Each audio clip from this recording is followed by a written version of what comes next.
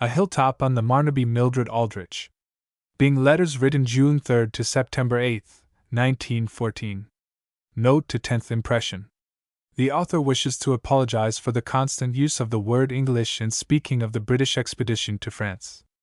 At the beginning of the war, this was a colloquial error into which we all fell over here, even the French press.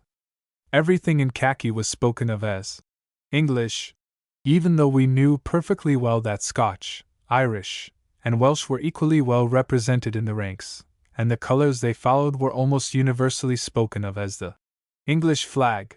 These letters were written in the days before the attention of the French press was called to this error of speech, which accounts for the mistakes persisting in the book. La Crest, Hury, France, February, 1916. To my grandmother Judith Trask Baker, that staunch New Englander and pioneer Universalist, to the memory of whose courage and example I owe a debt of eternal gratitude. June 3, 1914. Well, the deed is done. I have not wanted to talk with you much about it until I was here. I know all your objections. You remember that you did not spare me when, a year ago, I told you that this was my plan. I realize that you, more active, younger, more interested in life, less burdened with your past, feel that it is cowardly on my part to seek a quiet refuge and settle myself into it, to turn my face peacefully to the exit, feeling that the end is the most interesting event ahead of me, the one truly interesting experience left to me in this incarnation.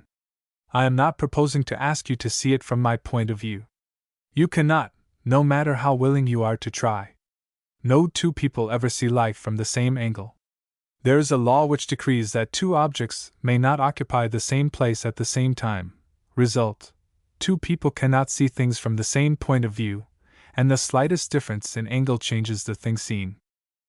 I did not decide to come away into a little corner in the country, in this land in which I was not born, without looking at the move from all angles. Be sure that I know what I am doing, and I have found the place where I can do it. Sometime you will see the new home, I hope, and then you will understand.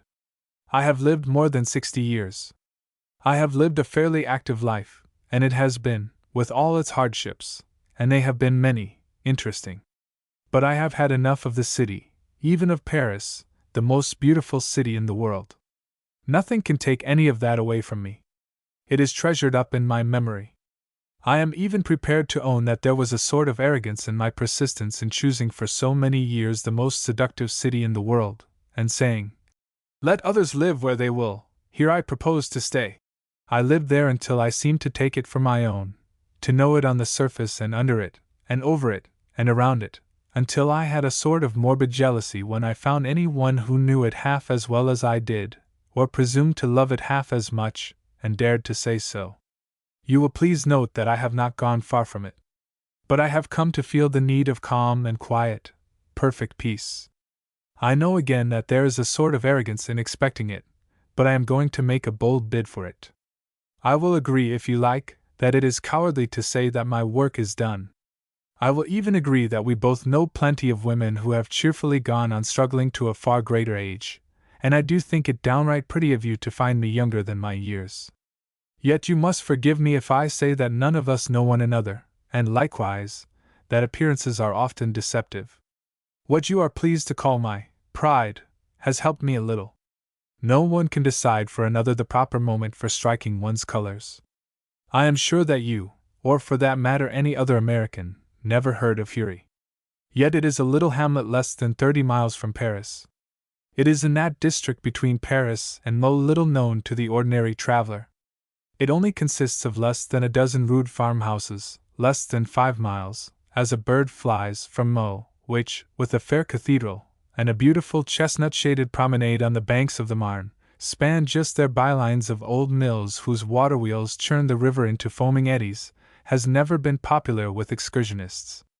There are people who go there to see where Bossuet wrote his funeral orations, in a little summer house standing among pines and cedars on the wall of the garden of the Archbishop's Palace, now, since the separation, the property of the state, and soon to be a town museum. It is not a very attractive town. It has not even an out-of-doors restaurant to tempt the passing automobilist. My house was, when I leased it, little more than a peasant's hut. It is considerably over 150 years old, with stables and outbuildings attached whimsically, and boasts 6 gables. Is it not a pity, for early association's sake, that it has not one more? I have, as Traddles used to say, oceans of room, Copperfield. And no joking. I have on the ground floor of the main building a fair-sized salon, into which the front door opens directly. Over that I have a long, narrow bedroom and dressing room, and above that, in the eaves, a sort of attic workshop. In an attached, one-story addition with a gable, at the west of the salon, I have a library lighted from both east and west. Behind the salon on the west side I have a double room which serves as dining and breakfast room, with a guest chamber above. The kitchen, at the north side of the salon, has its own gable, and there is an old stable extending forward at the north side, and an old grange extending west from the dining room. It is a jumble of roofs and chimneys, and looks very much like the houses I used to combine from my Noah's Ark box in the days of my babyhood. All the rooms on the ground floor are paved in red tiles, and the staircase is built right in the salon.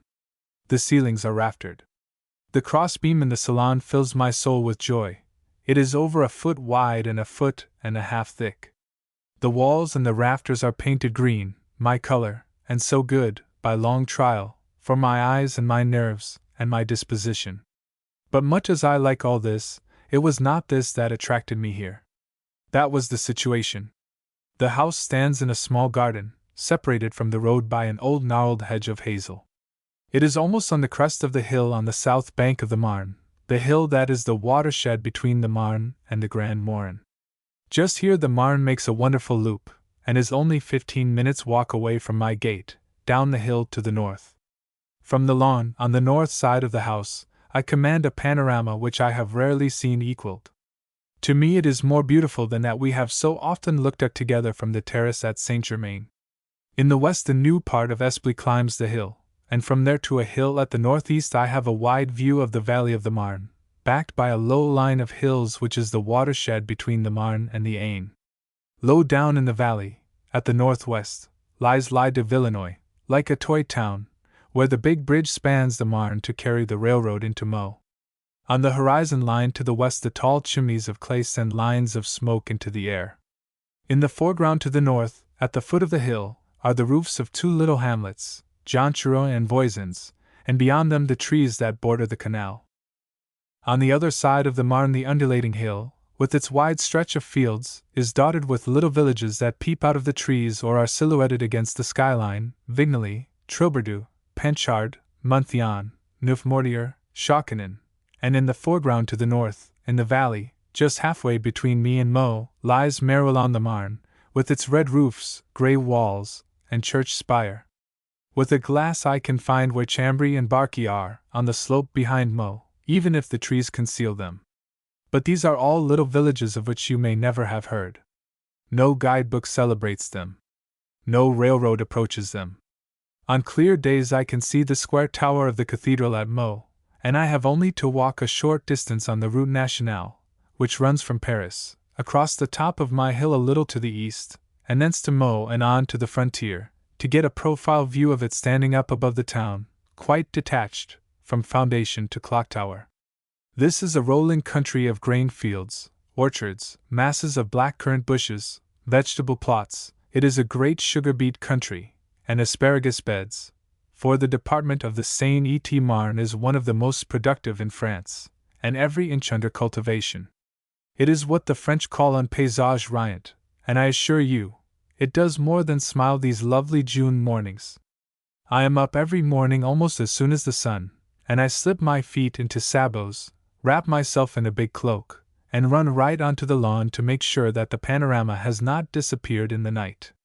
There always lie, too good almost to be true, miles and miles of laughing country, little white towns just smiling in the early light, a thin strip of river here and there, dimpling and dancing, stretches of fields of all colors, all so peaceful and so gay, and so chummy, that it gladdens the opening day, and makes me rejoice to have lived to see it. I never weary of it. It changes every hour, and I never can decide at which hour it is the loveliest. After all, it is a rather nice world. Now get out your map and locate me. You will not find Huri. But you can find Esply, my nearest station on the main line of the Eastern Railroad. Then you will find a little narrow-gauge road running from there to Crécy-la-Chapelle. Halfway between you will find Cully-Saint-Germain. Well, I am right up the hill, about a third of the way between Cully and Meaux. It is a nice historic country. But for that matter so is all France. I am only 15 miles northeast of Bondy, in whose forest the naughty Queen Fredegond, beside whose tomb, in Saint Denis, we have often stood together, had her husband killed, and nearer still to Chelles, where the Merovingian kings once had a palace stained with the blood of many crimes, about which you read, in many awful details, in Maurice Strauss's Tragique Histoire de Reines Brunhot et Fredegond, which I remember to have sent you when it first came out. Of course, no trace of those days of the Merovingian dynasty remains here or anywhere else. Chelles is now one of the fortified places in the outer belt of forts surrounding Paris. So, if you will not accept all this as an explanation of what you are pleased to call my desertion, may I humbly and reluctantly put up a plea for my health, and hope for a sympathetic hearing? If I am to live much longer, and I am on the road down the hill, you know, I demand of life my physical well-being. I want a robust old age. I feel that I could never hope to have that much longer in town, city-born and city-bred though I am. I used to think, and I continued to think for a long time, that I could not live if my feet did not press a city pavement. The fact that I have changed my mind seems to me, at my age, a sufficient excuse for, as frankly, changing my habits. It surely proves that I have not a sick will, yet. In the simple life I crave, digging in the earth, living out of doors, I expect to earn the strength of which city life and city habits were robbing me. I believe I can. Faith half wins a battle. No one ever dies up on this hill, I am told, except of hard drink. Judging by my experience with workmen here, not always of that. I never saw so many very old, very active, robust people in so small a space in all my life as I have seen here. Are you answered? Yet if, after all this expenditure of words, you still think I am shirking, well, I am sorry. It seems to me that, from another point of view, I am doing my duty, and giving the younger generation more room, getting out of the limelight, so to speak, which, between you and me, was getting trying for my mental complexion. If I have blundered, the consequences be on my own head. My hair could hardly be whiter, that's something. Besides, retreat is not cut off. I have sworn no eternal oath not to change my mind again. In any case, you have no occasion to worry about me. I've a head full of memories. I am going to classify them, as I do my books. Some of them I am going to forget, just as I reject books that have ceased to interest me. I know the latter is always a wrench. The former may be impossible. I shall not be lonely. No one who reads is ever that. I may miss talking. Perhaps that is a good thing. I may have talked too much. That does happen. Remember one thing, I am not inaccessible. I may now and then get an opportunity to talk again, and in a new background. Who knows? I am counting on nothing but the facts about me. So come on, future. I've my back against the past. Anyway, as you see, it is too late to argue. I've crossed the Rubicon, and can return only when I have built a new bridge. 2. June 18, 1914. That's right. Accept the situation. You will soon find that Paris will seem the same to you. Besides, I had really given all I had to give there. Indeed, you shall know, to the smallest detail, just how the material side of my life is arranged, all my comforts and discomforts, since you ask. I am now absolutely settled into my little hole in the country, as you call it. It has been so easy. I have been here now nearly 3 weeks. Everything is in perfect order. You would be amazed if you could see just how everything fell into place. The furniture has behaved itself beautifully. There are days when I wonder if either I or it ever lived anywhere else. The shabby old furniture with which you were long so familiar just slipped right into place. I had not a stick too little, and could not have placed another piece. I call that bull luck. I have always told you, you have not always agreed, that France was the easiest place in the world to live in, and the love of a land in which to be a pauper. That is why it suits me. Don't harp on that word. Alone. I know I am living alone, in a house that has 4 outside doors into the bargain. But you know I am not one of the afraid kind. I am not boasting. That is a characteristic, not a quality. One is afraid or one is not. It happens that I am not. Still, I am very prudent. You would laugh if you could see me, shutting up for the night. All my windows on the ground floor are heavily barred. Such of the doors as have glass in them have shutters also. The window shutters are primitive affairs of solid wood, with diamond-shaped holes in the upper part. First, I put up the shutters on the door in the dining room which leads into the garden on the south side, then I lock the door. Then I do a similar service for the kitchen door onto the front terrace, and that into the orchard, and lock both doors. Then I go out the salon door and lock the stable and the grange and take out the keys. Then I come into the salon and lock the door after me, and push 2 of the biggest bolts you ever saw. After which I hang up the keys, which are as big as the historic key of the Bastille, which you may remember to have seen at the Musée Carnavalet. Then I close and bolt all the shutters downstairs. I do it systematically every night, because I promise not to be foolhardy. I always grin, and feel as if it were a scene in a play. It impresses me so much like a tremendous piece of business, dramatic suspense, which leads up to nothing except my going quietly upstairs to bed. When it is all done, I feel as I used to in my strenuous working days, when, after midnight, all the rest of the world, my little world, being calmly asleep, I cuddled down in the corner of my couch to read. The world is mine.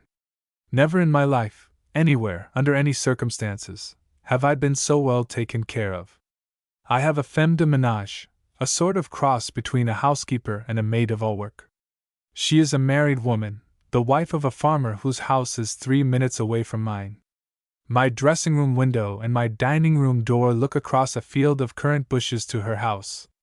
I have only to blow on the dog's whistle and she can hear. Her name is Amélie, and she is a character, a nice one, but not half as much of a character as her husband, her second. She is a Parisian. Her first husband was a jockey, half Breton, half English. He died years ago when she was young, broke his neck in a big race at Auteuil. She has had a checkered career, and lived in several smart families before, to assure her old age, she married this gentle, queer little farmer. She is a great find for me. But the thing balances up beautifully, as I am a blessing to her, a new interest in her monotonous life, and she never lets me forget how much happier she is since I came here to live. She is very bright and gay, intelligent enough to be a companion when I need one, and well-bred enough to fall right into her proper place when I don't. Her husband's name is Abelard. Oh yes, of course, I asked him about Heloise the first time I saw him, and I was staggered when the little old toothless chap giggled and said, "That was before my time. What do you think of that?" Every one calls him Père Abelard, and about the house it is shortened down to Père. He is over 20 years older than Amélie, well along in his 70s. He is a native of the commune, was born at Pont-aux-Dames, at the foot of the hill, right next to the old abbey of that name. He is a type familiar enough to those who know French provincial life. His father was a well-to-do farmer. His mother was the typical mother of her class. She kept her sons under her thumb as long as she lived. Père Abelard worked on his father's farm. He had his living, but never a sou in his pocket. The only diversion he ever had was playing the violin, which some passer in the commune taught him.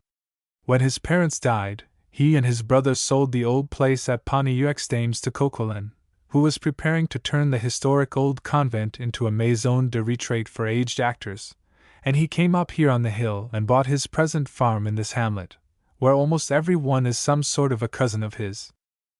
Oddly enough, almost every one of these female cousins has a history. You would not think it, to look at the place and the people, yet I fancy that it is pretty universal for women in such places to have histories. You will see an old woman with a bronzed face, sometimes still handsome, often the reverse, in her short skirt, her big apron tied round where a waist is not, her still beautiful hair concealed in a colored handkerchief.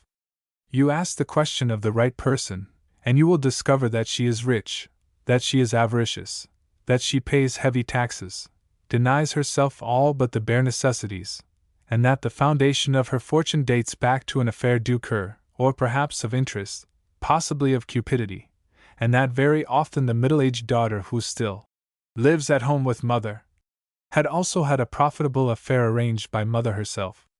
Everything has been perfectly convenable. Everyone either knows about it or has forgotten it. No one is bothered or thinks the worse of her so long as she has remained of the people and put on no airs. But let her attempt to rise out of her class, or go up to Paris, and the Lord help her if she ever wants to come back, and French fashion, end her days where she began them. This is typically, provincially French.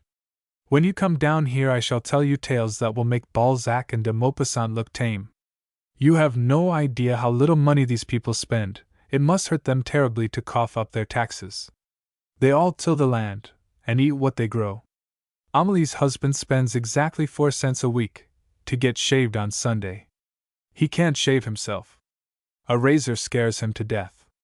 He looks as if he were going to the guillotine when he starts for the barber's, but she will not stand for a beard of more than a week's growth. He always stops at my door on his way back to let his wife kiss his clean old face, all wreathed with smiles. The ordeal is over for another week. He never needs a sew except for that shave. He drinks nothing but his own cider, he eats his own vegetables, his own rabbits, he never goes anywhere except to the fields, does not want to, unless it is to play the violin for a dance or a fete.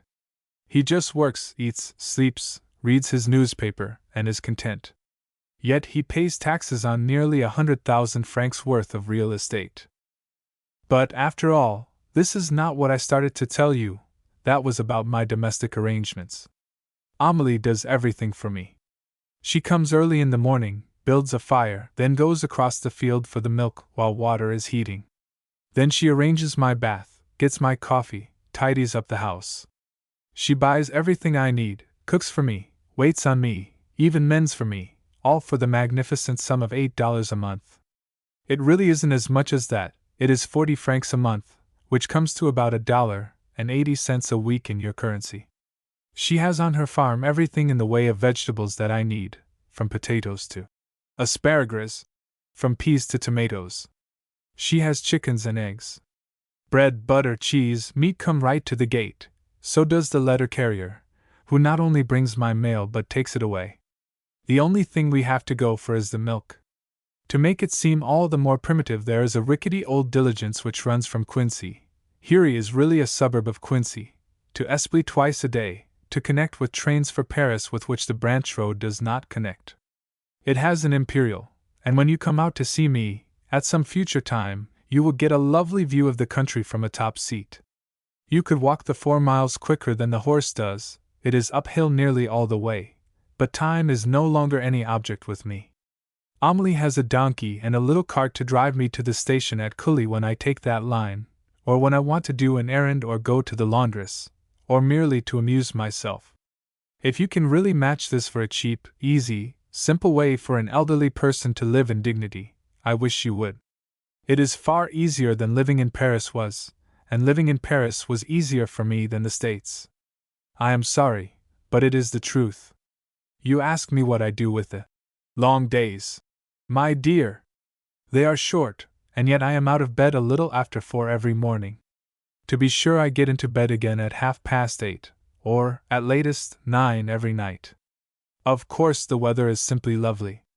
As soon as I have made sure that my beloved panorama has not disappeared in the night, I dress in great haste. My morning toilette consists of a long black studio apron such as the French children wear to school. It takes the place of a dress, felt shoes inside my sabots, a big hat, and long gardening gloves. In that get-up I weed a little, rake up my paths, examine my fruit trees, and at intervals, lean on my rake in a Maud Muller posture and gaze at the view.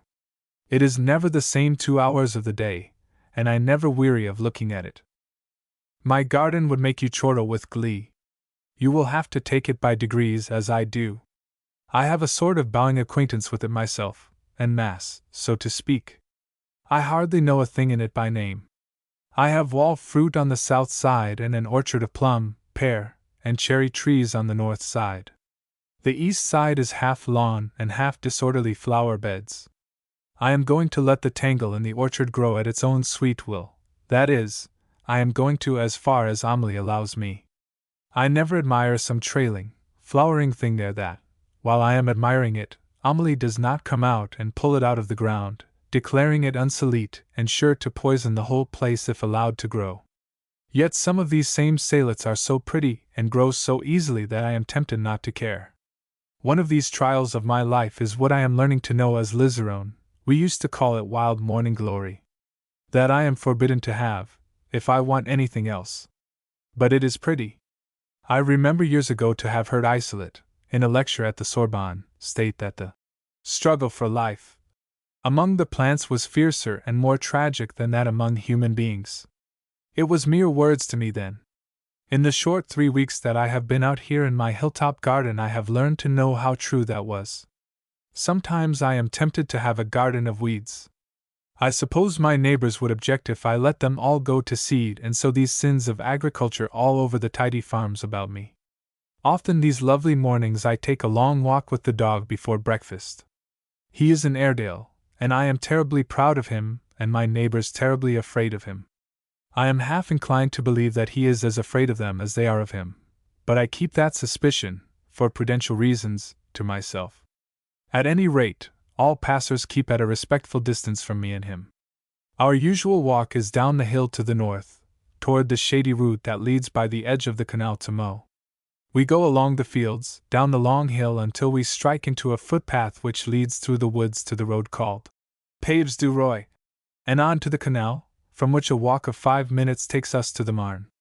After we cross the road at the foot of the hill there is not a house, and the country is so pretty, undulating ground, in every tint of green and yellow. From the high bridge that crosses the canal the picture is French canally, and you know what that means, green-banked, tree-shaded, with a towpath bordering the straight line of water, and here and there a row of broad long canal boats, moving slowly through the shadows. By the time I get back I am ready for breakfast. You know I never could eat or drink early in the morning.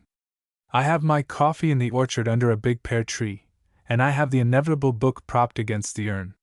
Needless to say I never read a word. I simply look at the panorama. All the same I have to have the book there or I could not eat, just as I can't go to sleep without books on the bed. After breakfast I write letters. Before I know it Amelie appears at the library door to announce that Madame est servie, and the morning is gone. As I am alone, as a rule I take my lunch in the breakfast room. It is on the north side of the house, and is the coolest room in the house at noon. Besides, it has a window overlooking the plain.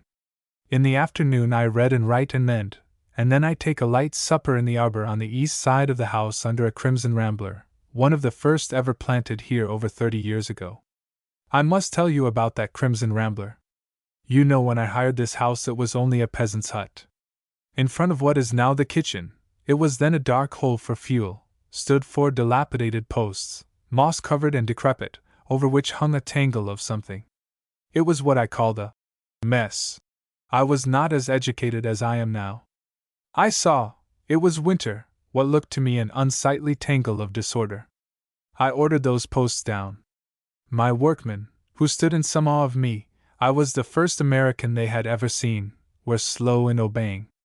They did not dispute the order, only they did not execute it. One day I was very stern. I said to my head mason, "I have ordered that thing removed 6 times. Be so good as to have those posts taken down before I come out again." He touched his cap and said, "Very well, madam." It happened that the next time I came out the weather had become springlike. The posts were down. The tangle that had grown over them was trailing on the ground, but it had begun to put out leaves. I looked at it, and for the first time it occurred to me to say, "What is that?" The mason looked at me a moment, and replied, "That, madam, that is a cream sun rambler, the oldest one in the commune." Poor fellow, it had never occurred to him that I did not know. 7 feet to the north of the climbing rose bush was a wide hedge of tall lilac bushes. So I threw up an arbor between them, and the crimson rambler now mounts 8 feet in the air. It is a glory of color today, and my pride. But didn't I come near to losing it? The long evenings are wonderful. I sit out until 9, and can read until almost the last minute. I never light a lamp until I go up to bed. That is my day. It seems busy enough to me. I am afraid it will, to you, still so willing to fight, still so absorbed in the struggle, and still so overfond of your species, seem futile. Who knows which of us is right? Or if our difference of opinion may not be a difference in our years. If all who love one another were of the same opinion, living would be monotonous, and conversation flabby. So cheer up. You are content. Allow me to be. 3. June 20th, 1914. I have just received your letter, the last, you say, that you can send before you sail away again for the land of the free and the home of the brave, where you still seem to feel that it is my duty to return to die. I vow I will not discuss that with you again. Poverty is an unpretty thing, and poverty plus old age simply horrid in the wonderful land which saw my birth, and to which I take off my sunbonnet in reverent admiration, in much the same spirit that the peasants still uncover before a shrine. But it is the land of the young, the energetic, and the ambitious, the ideal home of the very rich and the laboring classes. I am none of those, hence here I stay. I turn my eyes to the west often with a queer sort of amazed pride. If I were a foreigner, of any race but French, I'd work my passage out there in an emigrant ship.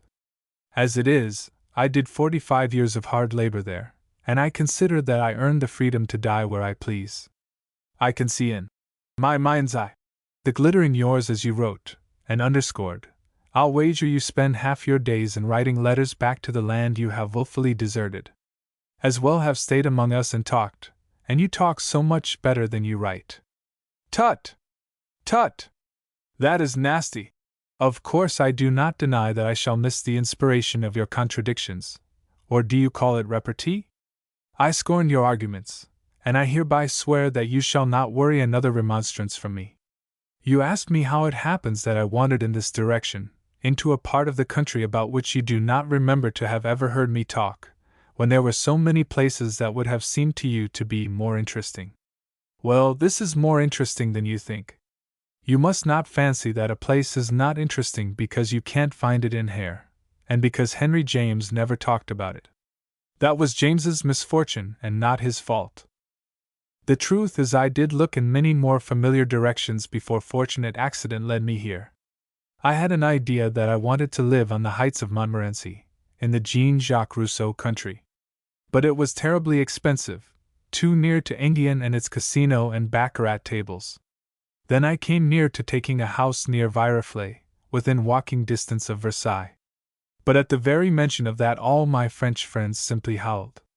It was too near to Paris. It was the chosen route of the Apaches, and so on and so forth. I did not so much care for the situation. It was too familiar, and it was not really country, it was only suburbs. But the house attracted me. It was old and quaint, and the garden was pretty, and it was high. Still it was too expensive. After that I found a house well within my means at Poigny, about an hour, by diligence, from Rambouillet. That did attract me. It was real country, but it had no view and the house was very small. Still I had got so tired of hunting that I was actually on the point of taking it when one of my friends accidentally found this place. If it had been made to order it could not have suited me better, situation, age, price, all just to my taste. I put over a year and a half into the search. Did I keep it to myself well? Besides, the country here had a certain novelty to me. I know the country on the other side of the Petit Morin, but all this is new to me except Meaux. At first the house did not look habitable to me. It was easily made so, however, and it has great possibilities, which will keep me busy for years. Although you do not know this part of the country, it has, for me, every sort of attraction, historical as well as picturesque. Its historical interest is rather for the student than the tourist, and I love it none the less for that. If ever you relent and come to see me, I can take you for some lovely walks. I can, on a Sunday afternoon, in good weather, even take you to the theatre, what is more, to the theatre to see the players of the Comédie Française. It is only half an hour's walk from my house to Pont-aux-Dames, where Coquelin set up his maison de retraite for aged actors, and where he died and is buried. In the old park, where the Du Barry used to walk in the days when Louis XVI clapped her in prison on a warrant wrung from the dying old king, her royal lover, there is an open-air theatre, and there, on Sundays, the actors of the Théâtre Français play, within sight of the tomb of the founder of the retreat, under the very trees, and they are stately and noble, where the Du Barry walked. Of course I shall only take you there if you insist. I have outgrown the playhouse. I fancy that I am much more likely to sit out on the lawn and preach to you on how the theatre has missed its mission than I am, unless you insist, to take you down to the hill to listen to Molière or Racine. If, however, that bores you, it would me. You can sit under the trees and close your eyes while I give you a Stoddard lecture without the slides. I shall tell you about the little walled town of Crécy, still surrounded by its moat, where the tiny little houses stand in gardens with their backs on the moat, each with its tiny footbridge that pulls up, just to remind you that it was once a royal city, with drawbridge and portcullis, a city in which kings used to stay, and in which Jeanne d'Arc slept one night on her way back from crowning her king at Reims. A city that once boasted 99 towers.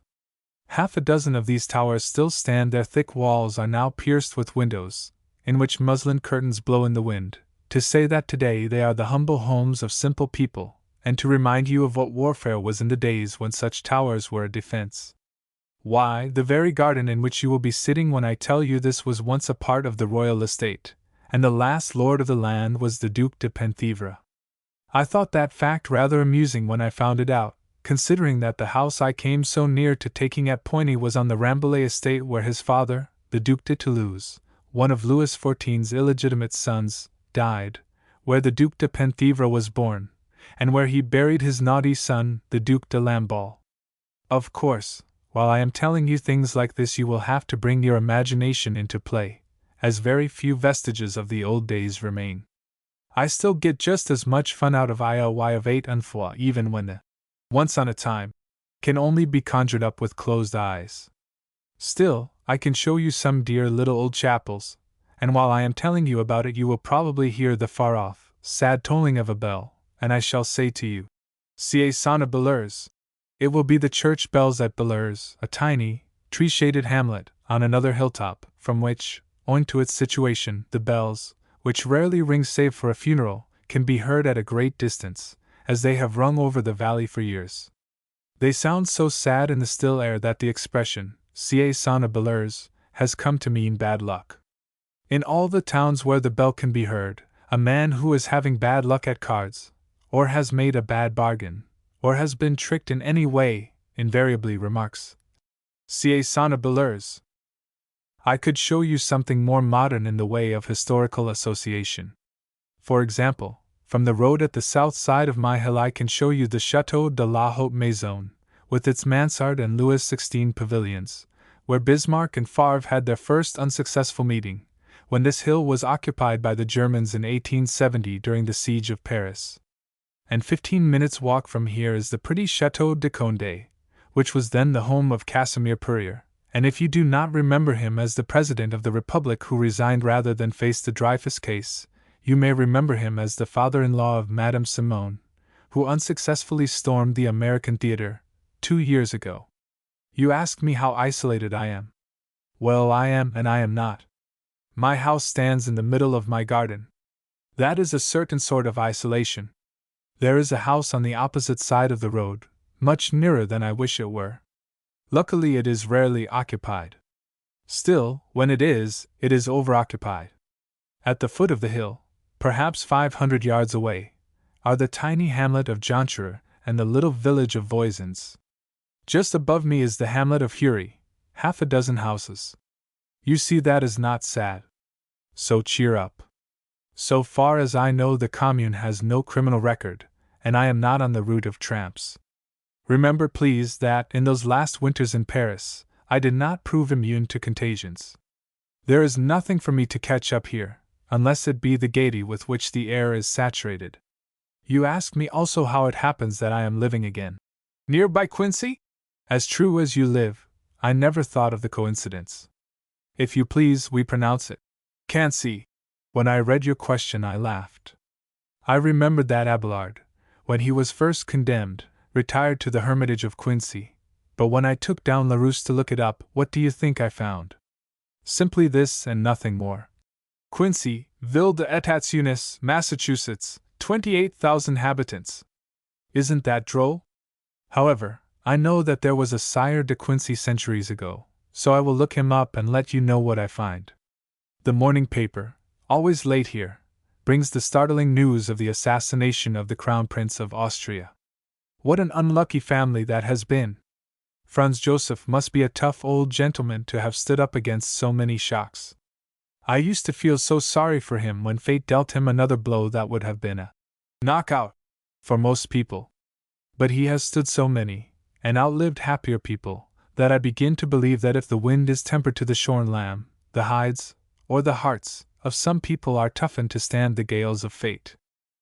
Well, I imagine that Austria will not grieve much, though she may be mad, over the loss of a none too popular crown prince, whose morganatic wife could never be crowned, whose children cannot inherit, and who could only have kept the throne warm for a while for the man who now steps into line a little sooner than he would have had this not happened. If a man will be a crown prince in these times, he must take the consequences. We do get hard-hearted, and no mistake, when it is not in our family that the lightning strikes. The paths of glory lead but to the grave. So what matters it, really, out by what door one goes? This will reach you soon after you arrive in the great city of tall buildings.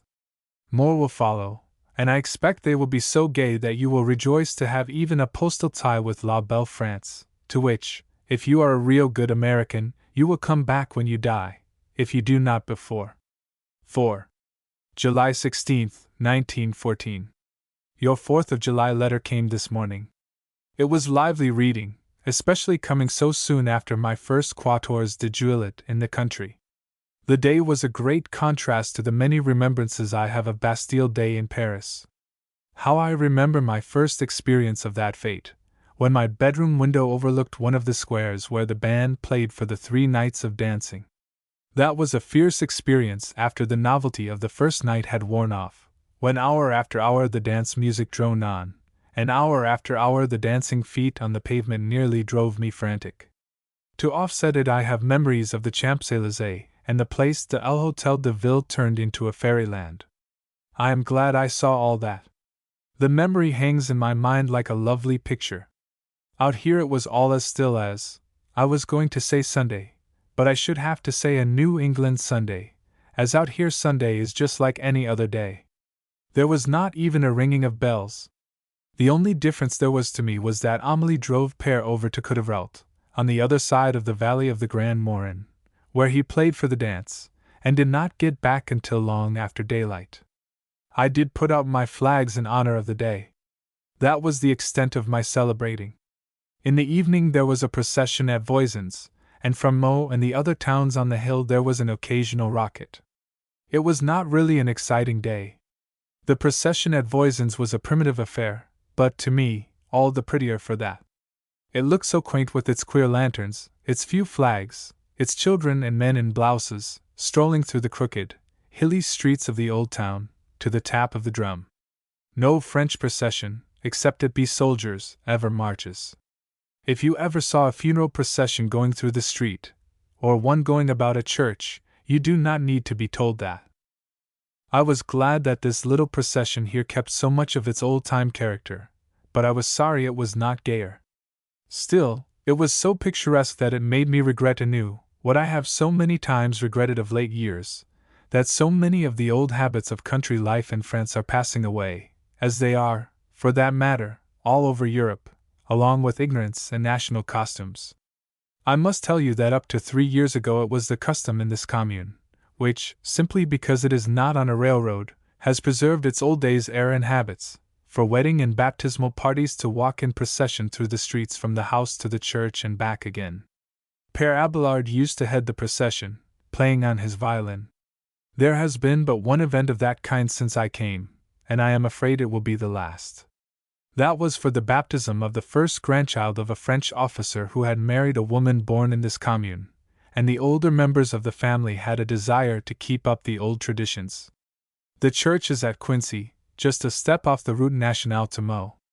Père walked ahead. He could not be accused of marching, fiddling away for dear life. The pretty young godmother carried the baby, in its wonderful christening finery, walking between the grandmother and the father, and the guests, all in their gayest clothes, followed on as they liked behind, all stepping out a little on account of the fiddle ahead. They came back from the church in the same way, only father carried the baby, and the godmother scattered her largesse among the village children. It is a pity that such pretty customs die out. Wedding parties must have looked so attractive going along these country roads. The fashion that has replaced it is unattractive. Today they think it much more chic to hire a big barge and drive down to Esply, and have a rousing breakfast and dance in the big hall which every country hotel has for such festivities. Such changes are in the spirit of the times, so I suppose one must not complain. I should not if people were any happier, but I cannot see that they are. However, I suppose that will come when the Republic is older. The responsibility which that has put on the people has made them more serious than they used to be. I don't blame you for laughing at the idea of me in a donkey cart. You would laugh harder if you could see the cart and me. I do look droll. But this is the land where nothing astonishes anyone, thank heaven. But you wait until I get my complete de velours, which is to say my velveteens. I shall match up with the rig then, never fear. Rome was not built in a day, nor can a lady from this city turn into a country-looking lady in the wink of an eye. By the time you have sufficiently overcome your prejudices as to come out and see me with your own eyes, I'll fit into the landscape and the cart in great style. Absolutely no news to write you, unless you will consider it news that my hedge of dahlias, which I planted myself a month ago, is coming up like nothing else in the world but Jack's beanstalk. Nothing but weeds ever grew so rank before. Père says I was too generous with my biogene, the latest French thing in fertilizers. But I did want them to be nourished in a rich soil, and come up quick. They did. I can actually see them grow. I am almost afraid to tell you that they are over 2 feet high now. Of course you won't believe me. But it is not a fairy tale. I would not have believed it myself if I had not seen it. Alas! I find that I cannot break myself of reading the newspapers, and reading them eagerly. It is all the fault of that nasty affair in Servia. I have a dim recollection that I was very flippant about it in my last letter to you. After all, woman proposes and politics upset her proposition. There seems to be no quick remedy for habit, more's the pity. It is a nasty outlook. We are simply holding our breaths here. V. July 30, 1914. This will be only a short letter, more to keep my promise to you than because I feel in the mood to write. Events have broken that. It looks, after all, as if the Servian affair was to become a European affair, and that, what looked as if it might happen during the Balkan War is really coming to pass, a general European uprising. It is an odd thing. It seems it is an easy thing to change one's environment, but not so easy to change one's character. I am just as excited over the ugly business as I should have been had I remained near the boulevards, where I could have got a newspaper 6 times a day. I only get one a day, and this morning I got that one with difficulty. My Figaro, which comes out by mail, has not come at all. Well, it seems that the so-called alarmists were right. Germany has not been turning her nation into an army just to divert her population, nor spending her last mark on ships just to amuse herself, and keep Prince Henry busy. I am sitting here this morning, as I suppose all France is doing, simply holding my breath to see what England is going to do. I imagine there is small doubt about it. I don't see how she can do anything but fight. It is hard to realize that a big war is inevitable, but it looks like it. It was staved off, in spite of Germany's perfidy, during the Balkan troubles. If it has to come now, just imagine what it is going to mean. It will be the bloodiest affair the world has ever seen, a war in the air, a war under the sea as well as on it, and carried out with the most effective manslaughtering machines ever used in battle. I need not tell you, you know, we have so often talked about it, how I feel about war. Yet many times since I came to France to live, I have felt as if I could bear another one, if only it gave Alsace and Lorraine back to us meaning me and France. France really deserves her revenge for the humiliation of 1870 and that beastly Treaty of Frankfurt.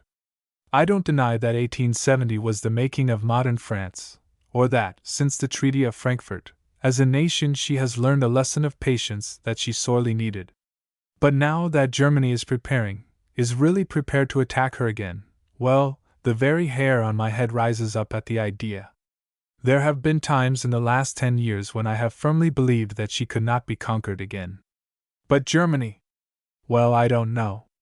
If she is, it will not be for lack of nerve or character. Still, it is no secret that she is not ready, or that the anti-military party is strong, and with that awful Calos affair, I swore to myself that nothing should tempt me to speak of it. It has been so disgraceful.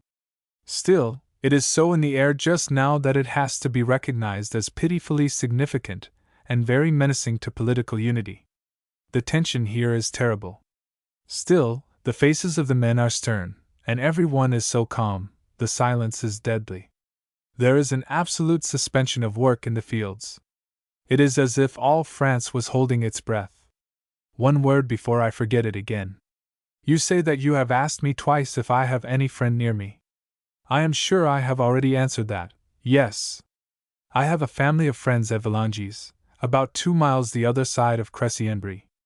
Of course neighbors do not see one another in the country as often as in the city, but there they are, so I hasten to relieve your mind just now, when there is a menace of war, and I am sitting tight on my hilltop on the road to the frontier. 6. August 2, 1914. Well, dear, what looked impossible is evidently coming to pass. Early yesterday morning the guard Champetre, who is the only thing in the way of a policeman that we have, marched up the road beating his drum. At every crossroad he stopped and read an order. I heard him at the foot of the hill, but I waited for him to pass. At the top of the hill he stopped to paste a bill on the door of the carriage house on Père Abelard's farm. You can imagine me, in my long studio apron, with my head tied up in a muslin cap, running up the hill to join the group of poor women of the hamlet, to read the proclamation to the armies of land and sea, the order for the mobilization of the French military and naval forces, headed by its crossed French flags. It was the first experience in my life of a thing like that. I had a cold chill down my spine as I realized that it was not so easy as I had thought to separate myself from life. We stood there together, a little group of women, and silently read it through, this command for the rising up of a nation. No need for the men to read it. Each with his military papers in his pocket knew the moment he heard the drum what it meant, and knew equally well his place. I was a foreigner among them, but I forgot that, and if any of them remembered they made no sign. We did not say a word to one another. I silently returned to my garden and sat down. War again! This time war close by, not war about which one can read, as one reads it in the newspapers, as you will read it in the States, far away from it, but war right here, if the Germans can cross the frontier. It came as a sort of shock, though I might have realized it yesterday when several of the men of the Commune came to say au revoir, with the information that they were joining their regiments, but I felt as if some way other than cannon might be found out of the situation. War had not been declared, has not today. Still, things rarely go to this length and stop there. Judging by this morning's papers, Germany really wants it. She could have, had she wished, held stupid Austria back from the throat of poor Servia, not yet recovered from her 2 Balkan wars. I imagine this letter will turn into a sort of diary, as it is difficult to say when I shall be able to get any mail matter off. All our communications with the outside world, except by road, were cut this morning by order of the War Bureau. Our railroad is the road to all the eastern frontiers. The trains to Belgium as well as to Metz and Strasbourg pass within sight of my garden. If you don't know what that means, just look on a map and you will realize that the army that advances, whether by road or by train, will pass by me. During the mobilization, which will take weeks, Not only is France not ready, all the world knows that her fortified towns are mostly only fortified on the map, civilians, the mails, and such things must make way for soldiers and war materials. I shall continue to write. It will make me feel in touch still. It will be something to do. Besides, any time someone may go up to town by road and I thus have a chance to send it. 7. August 3, 1914. Well, war is declared.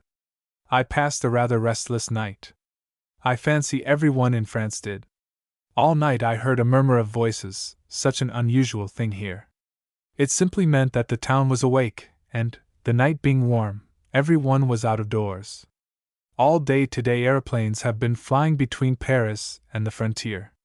Everything that flies seems to go right over my roof. Early this morning I saw 2 machines meet, right over my garden, circle about each other as if signaling, and fly off together.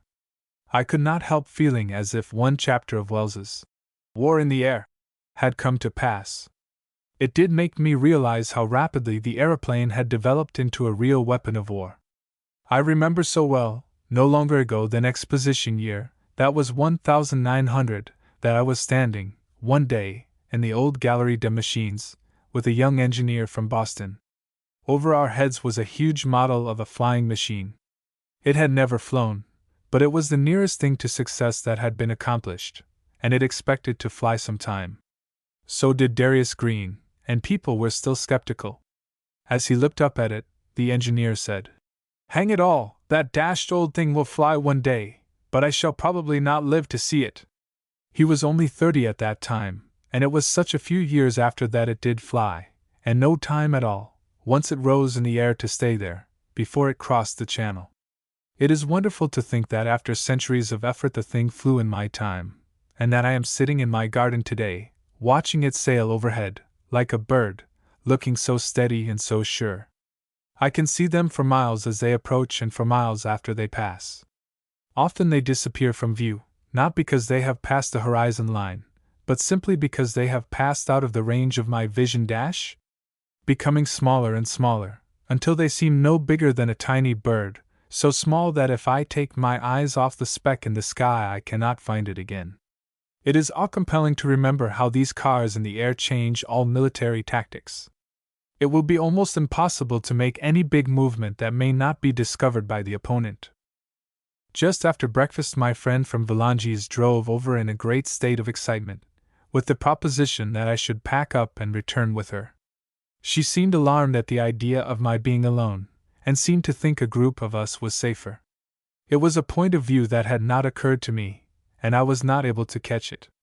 Still, I was touched at her thoughtfulness, even though I had to say that I proposed to stay right here. When she asked me what I proposed to do if the army came retreating across my garden, I instinctively laughed. It seems so impossible this time that the Germans can pass the frontier, and get by Verdun and Toul. All the same, that other people were thinking it possible rather brought me up standing. I just looked at the little house I had arranged such a little time ago. I have only been here 2 months. She had come over feeling pretty glum, my dear neighbor from Volanges. She went away laughing. At the gate she said, "It looks less gloomy to me than it did when I came. I felt such a brave thing driving over here through a country preparing for war. I expected you to put a statue up in your garden to a brave lady." I stood in the road watching her drive away, and as I turned back to the house it suddenly took on a very human sort of look. There passed through my mind a sudden realization that, according to my habit, I had once again stuck my feet in the ground of a new home, and taken root. It is a fact. I have often looked at people who seem to keep foot free. I never can. If I get pulled up violently by the roots, if I have my earthly possessions pruned away, I always hurry as fast as I can, take root in a new place, and proceed to sprout a new crop of possessions which fix me there. I used, when I was younger, to envy people who could just pack a bag and move on. I am afraid that I never envied them enough to do as they did. If I had, I should have done it. I find that life is pretty logical. It is like chemical action. Given certain elements to begin with, contact with the fluids of life give a certain result. After all, I fancy everyone does about the best he can with the gifts he has to do with. So I imagine we do what is natural to us. If we have the gift of knowing what we want, and wanting it hard enough, we get it. If we don't, we compromise. I am closing this up rather hurriedly, as one of the boys who joins his regiment at Fontainebleau will mail it in Paris as he passes through. I suppose you are glad that you got away before this came to pass. 8. August 10, 1914. I have your cable asking me to come home, as you call it. Alas, my home is where my books are, they are here. Thanks all the same. It is a week since I wrote you, and what a week. We have had a sort of intermittent communication with the outside world since the 6th, when, after a week of deprivation, we began to get letters and an occasional newspaper, brought over from Meaux by a boy on a bicycle. After we were certain, on the 4th of August, that war was being declared all around Germany and Austria, and that England was to back France and Russia, a sort of stupor settled on us all. Day after day Amelie would run to the mairie at Quincy to read the telegraphic bulletin. Half a dozen lines of facts. That was all we knew from day to day. It is all we know now. Day after day I sat in my garden watching the aeroplanes flying over my head, and wishing so hard that I knew what they knew. Often I would see 5 in the day, and one day 10. Day after day I watched the men of the Commune on their way to join their class. There was hardly an hour of the day that I did not nod over the hedge to groups of stern, silent men, accompanied by their women, and leading the children by the hand, taking the short cut to the station which leads over the hill, right by my gate, to Cully. It has been so thrilling that I find myself forgetting that it is tragic. It is so different from anything I ever saw before.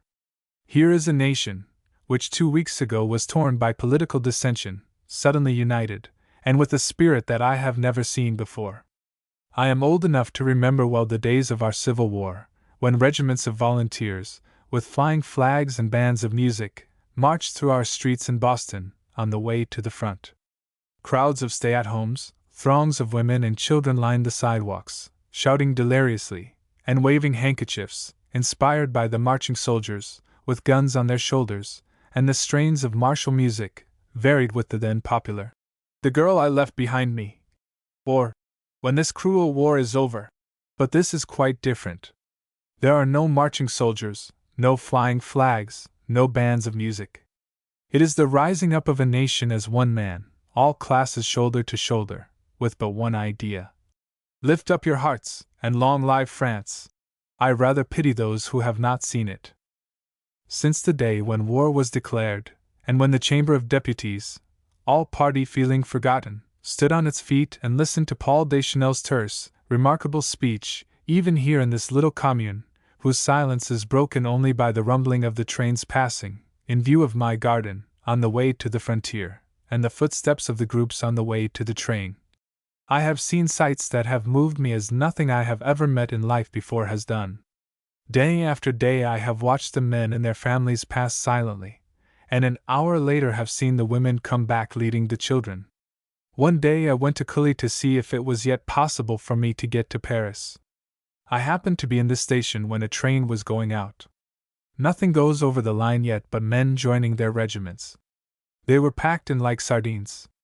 There were no uniforms, just a crowd of men, men in blouses, men in patched jackets, well-dressed men, no distinction of class, and on the platform the women and children they were leaving.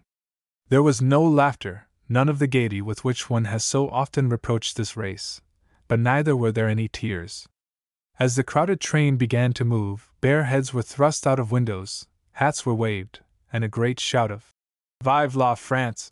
was answered by piping children's voices, and the choked voices of women. "Vive l'Armée!" And when the train was out of sight the women took the children by the hand, and quietly climbed the hill.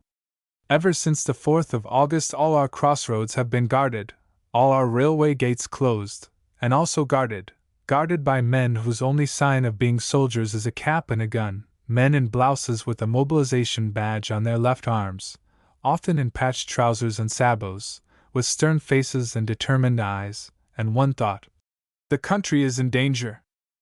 There is a crossroad just above my house, which commands the valley on either side, and leads to a little hamlet on the Route Nationale from Cully to Meaux, ere it is called La Demi-Lune. Why? Half moon? I don't know. It was there, on the 6th, that I saw, for the first time, an armed barricade. The gate at the railway crossing had been opened to let a cart pass, when an automobile dashed through Saint Germain, which is on the other side of the track.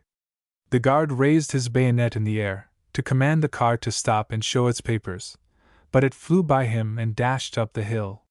The poor guard, it was his first experience of that sort, stood staring after the car, but the idea that he ought to fire at it did not occur to him until it was too late. By the time it occurred to him, and he could telephone to the demi-lune, it had passed that guard in the same way, and disappeared. It did not pass Meaux. It simply disappeared. It is still known as the Phantom Car. Within half an hour there was a barricade at the demi-lune mounted by armed men, too late, of course. However, it was not really fruitless, that barricade, as the very next day they caught 3 Germans there, disguised as Sisters of Charity, papers all in order, and who would have got by, after they were detected by a little boy's calling attention to their ungloved hands, if it had not been for the number of armed old men on the barricade.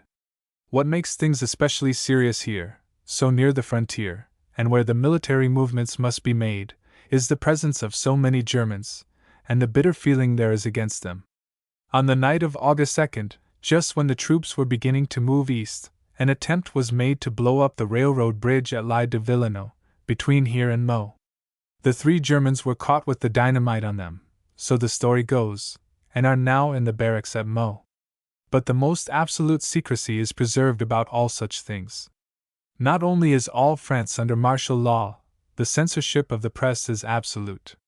Every one has to carry his papers, and be provided with a passport for which he is liable to be asked in simply crossing a road. Meaux is full of Germans.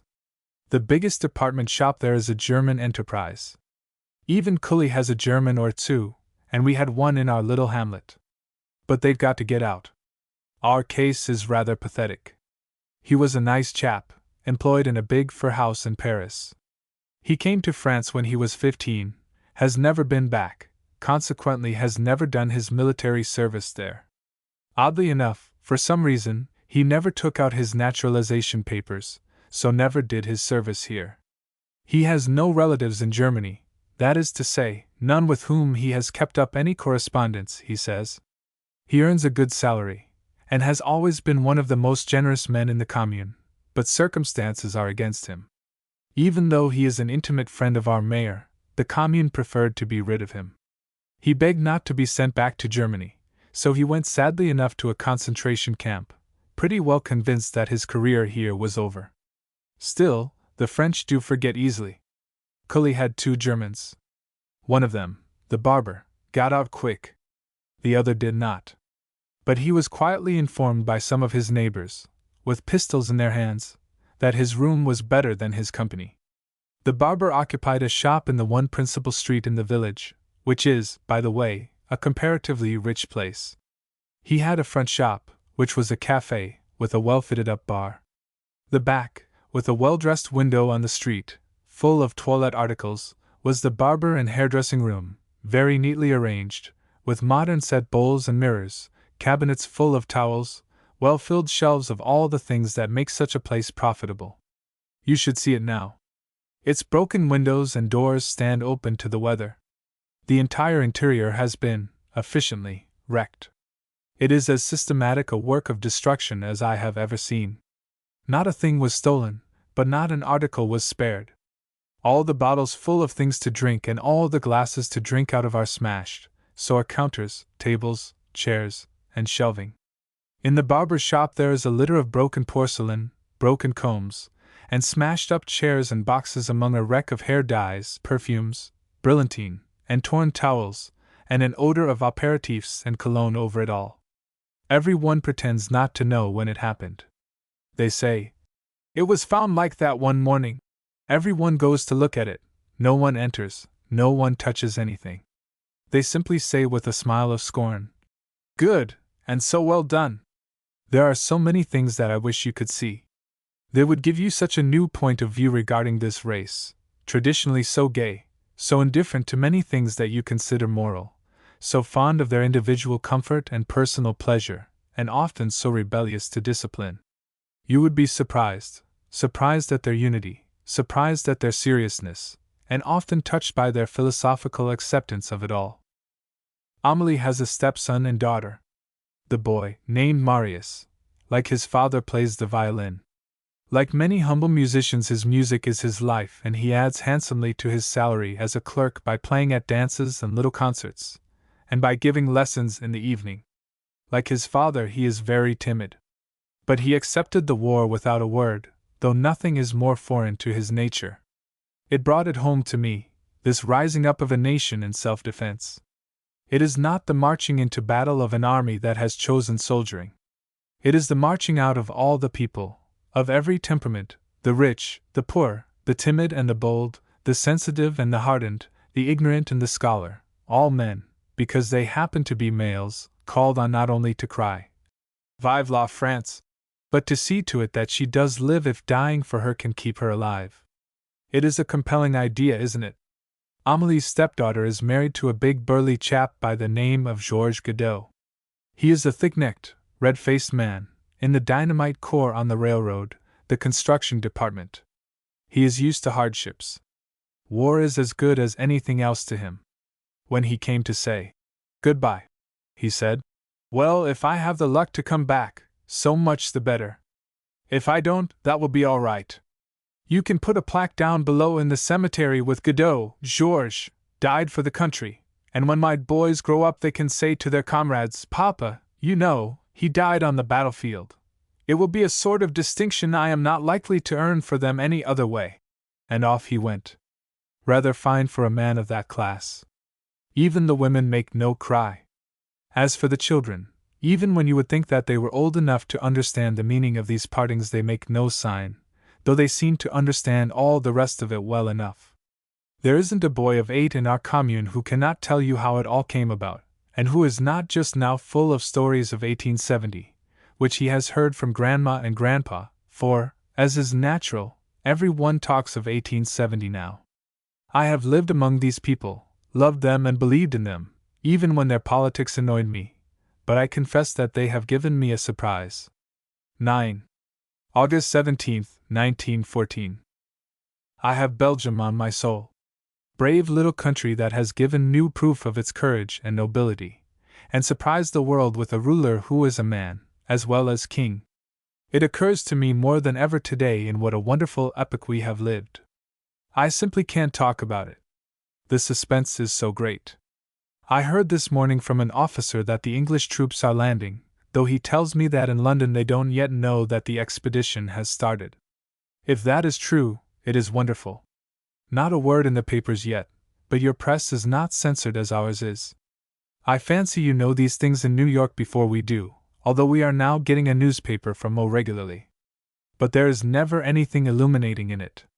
The attitude of the world to the Belgian question is a shock to me. I confess to have expected more active indignation at such an outrage. Everything is very quiet here. Our little commune sent 200 men only, but to take 200 able-bodied men away makes a big hole, and upsets life in many ways. For some days we were without bread, bakers gone.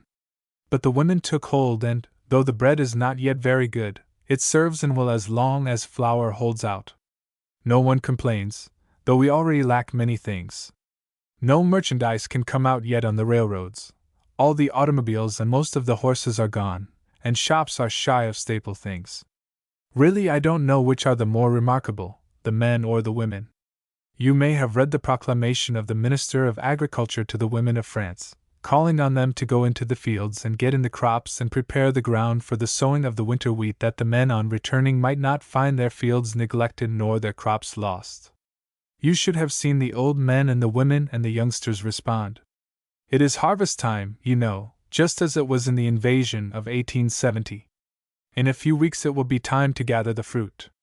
Even now it is time to pick the black currants, all of which go to England to make the jams and jellies without which no English breakfast table is complete. 4 days now the women and children have been climbing the hill at 6 in the morning, with big hats on their heads, deep baskets on their backs, low stools in their hands. There is a big field of blackcurrant bushes beside my garden to the south. All day, in the heat, they sit under the bushes picking away. At sundown they carry their heavy baskets to the weighing machine on the roadside at the foot of the hill, and stand in line to be weighed in and paid by the English buyers for Cross and Blackwell, Beach, and such houses, who have, I suppose, some special means of transportation. That work is, however, the regular work for the women and children. Getting in the grain is not.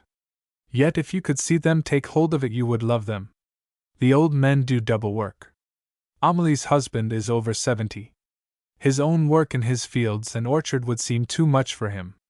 Yet he and Amelie and the donkey are in the field by 3 o'clock every morning, and by 9 o'clock he is marching down the hill, with his rake and hoe on his shoulder, to help his neighbors.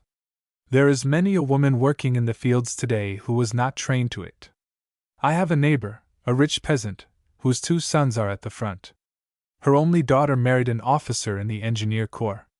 When her husband joined his regiment she came home to her mother with her little boy. I see her every day, in a short skirt and a big hat, leading her boy by the hand, going to the fields to help her mother. If you don't think that is fine, I do. It is only one of many cases right under my eyes. There are old men here who thought that their days of hard work were over, who are in the fields working like boys.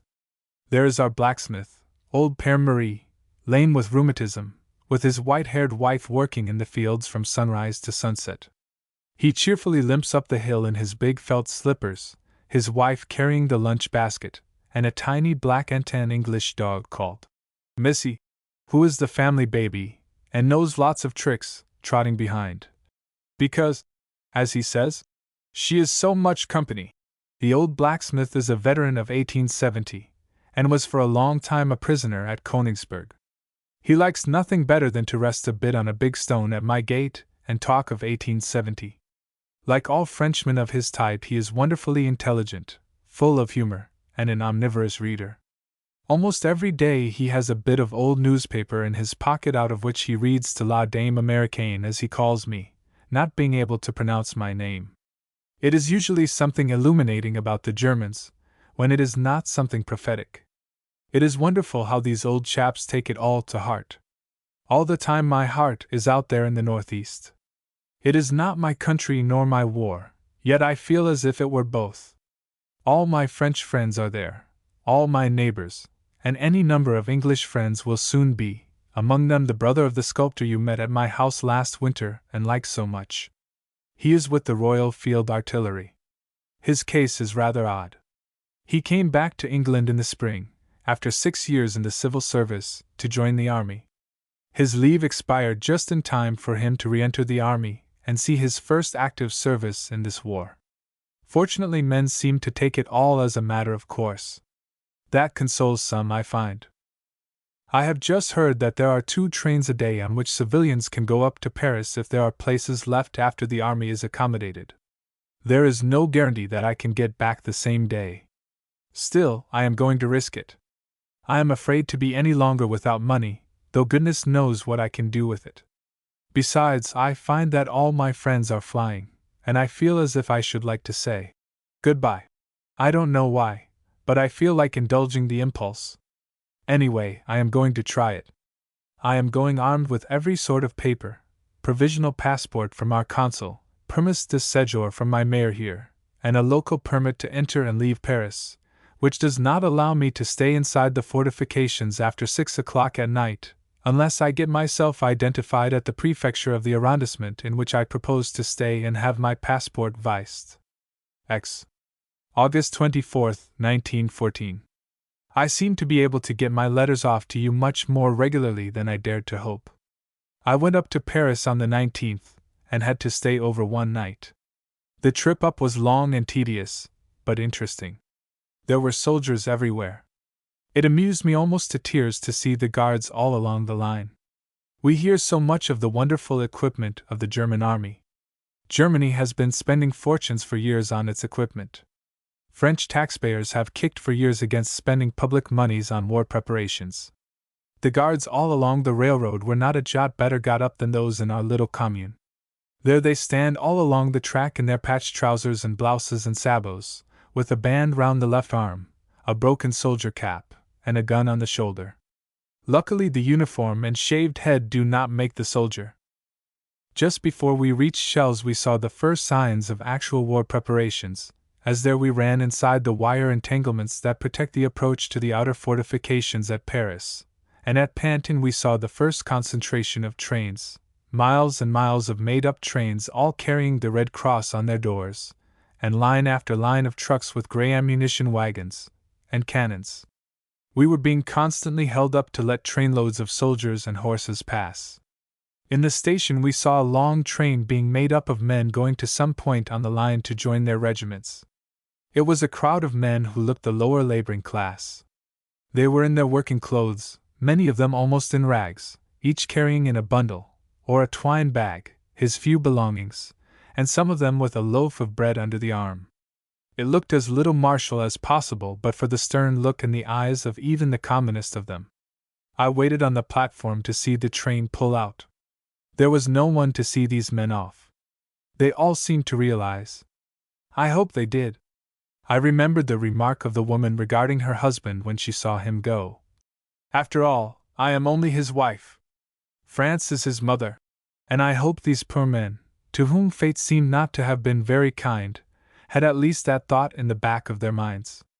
I found Paris quiet, and every one calm, that is to say, every one but the foreigners, struggling like people in a panic to escape. In spite of the sad news, Brussels occupied Thursday, Namur fallen Monday, there is no sign of discouragement, and no sign of defeat.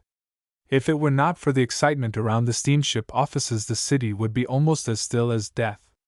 But all the foreigners, caught here by the unexpectedness of the war, seemed to be fighting to get off by the same train and the same day to catch the first ship, and they seemed to have little realization that, first of all, France must move her troops and war material.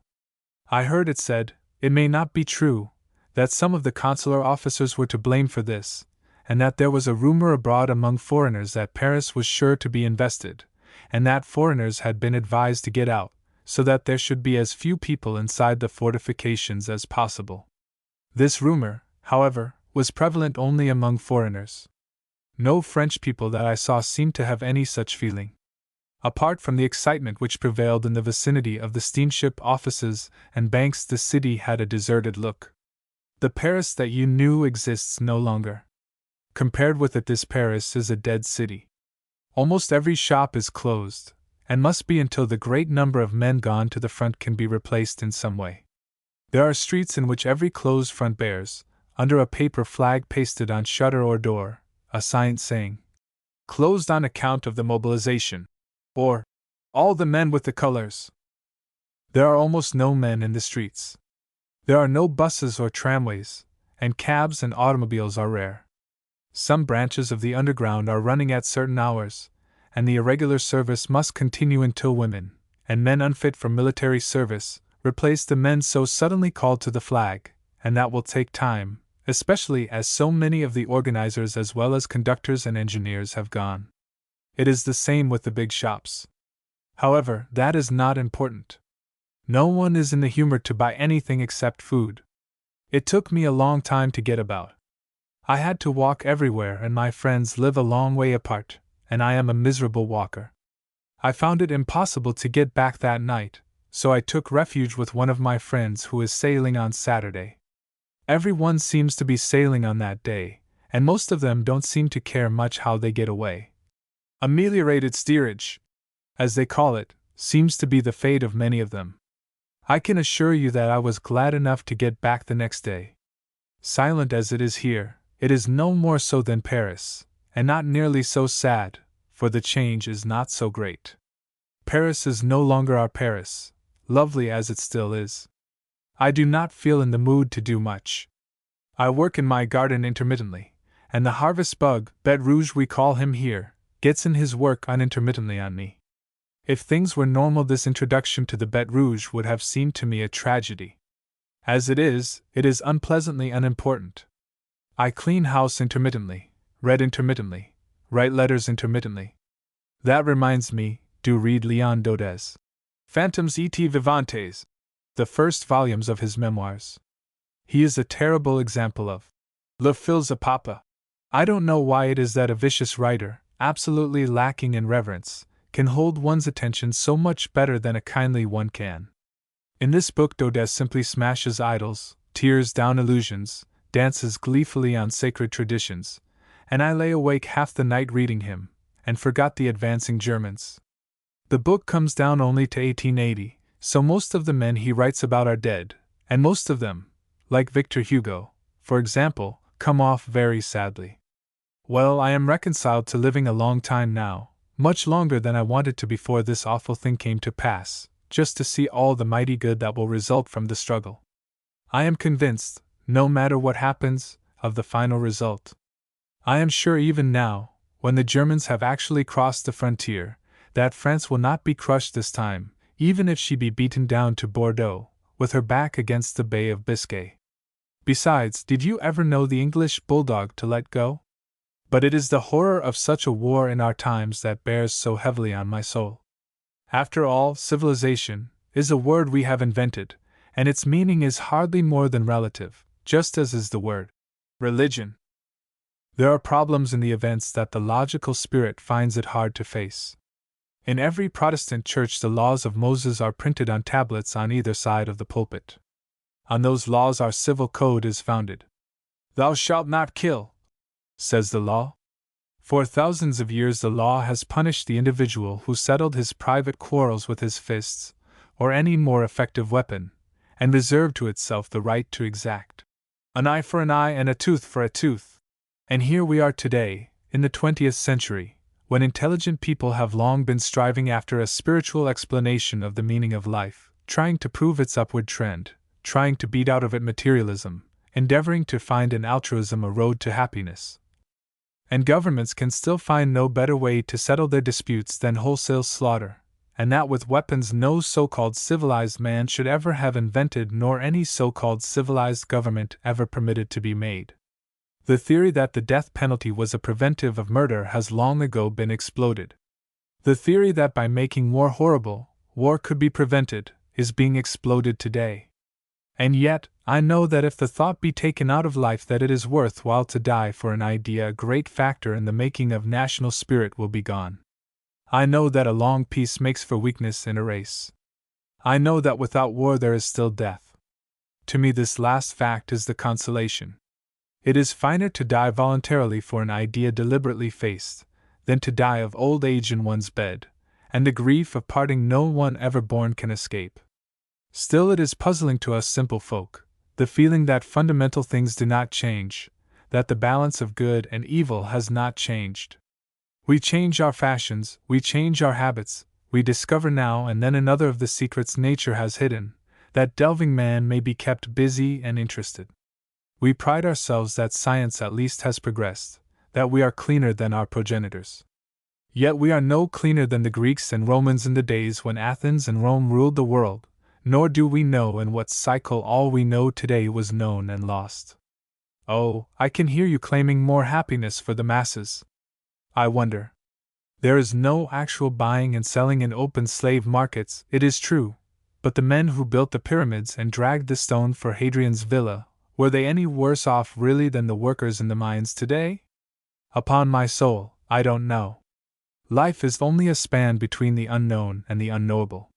Living is made up in all centuries of just so many emotions. We have never, so far as I know, invented any new one. It is too bad to throw these things at you on paper which can't answer back as you would, and write sharply, I know. Nothing going on here except the passing now and then of a long line of Paris street buses on the way to the front. They are all mobilized and going as heroically to the front as if they were human, and going to get smashed up just the same. It does give me a queer sensation to see them climbing this hill. The little Montmartre St. Pierre bus, that climbs up the hill to the funicular in front of Sacré-Cœur, came up the hill bravely. It was built to climb a hill. But the Bastille Madeleine and the Tournevis de Calvain and Saint Sulpice Villette just groaned and panted and had to have their traction changed every few steps. I thought they would never get up, but they did. Another day it was the automobile delivery wagons of the Louvre, the Bon Marché, the Printemps, Petit Saint Thomas, La Belle Jardinière, Paten, all the automobiles with which you are so familiar in the streets of Paris. Of course those are much lighter, and came up bravely. As a rule, they are all loaded. It is as easy to take men to the front, and material, that way as by railroad, since the cars go. Only once have I seen any attempt at pleasantry on these occasions. One procession went out the other day with all sorts of funny inscriptions, some not at all pretty, many blackguarding the Kaiser, and of course one with the inevitable, "A Berlin," the first battle cry of 1870. This time there has been very little of that. I confess it gave me a kind of shiver to see "A Berlin, pour notre plaisir" all over the bus. On to Berlin! I don't see that can be hoped for unless the Germans are beaten to a finish on the Rhine and the Allied armies cross Germany as conquerors unopposed. If they only could. It would only be what is due to Belgium that King Albert should lead the procession under the lindens, but I doubt if the maddest war optimist hopes for anything so well deserved as that. I don't dare to, sure as I am of seeing Germany beaten to her knees before the war is closed. 11. September 8, 1914. Oh, the things I have seen and felt since I last wrote to you over 2 weeks ago. Here I am again cut off from the world, and have been since the 1st of the month. For a week now I have known nothing of what was going on in the world outside the limits of my own vision. For that matter, since the Germans crossed the frontier our news of the war has been meager. We got the calm, constant reiteration. Left wing, held by the English, forced to retreat a little. All the same, the general impression was, that in spite of that, all was well. I suppose it was wise. On Sunday week, that was August 30th, Amelie walked to Esply, and came back with the news that they were rushing trains full of wounded soldiers and Belgian refugees through toward Paris, and that the ambulance there was quite insufficient for the work it had to do. So Monday and Tuesday we drove down in the donkey cart to carry bread and fruit, water and cigarettes, and to lend a hand. It was a pretty terrible sight. There were long trains of wounded soldiers.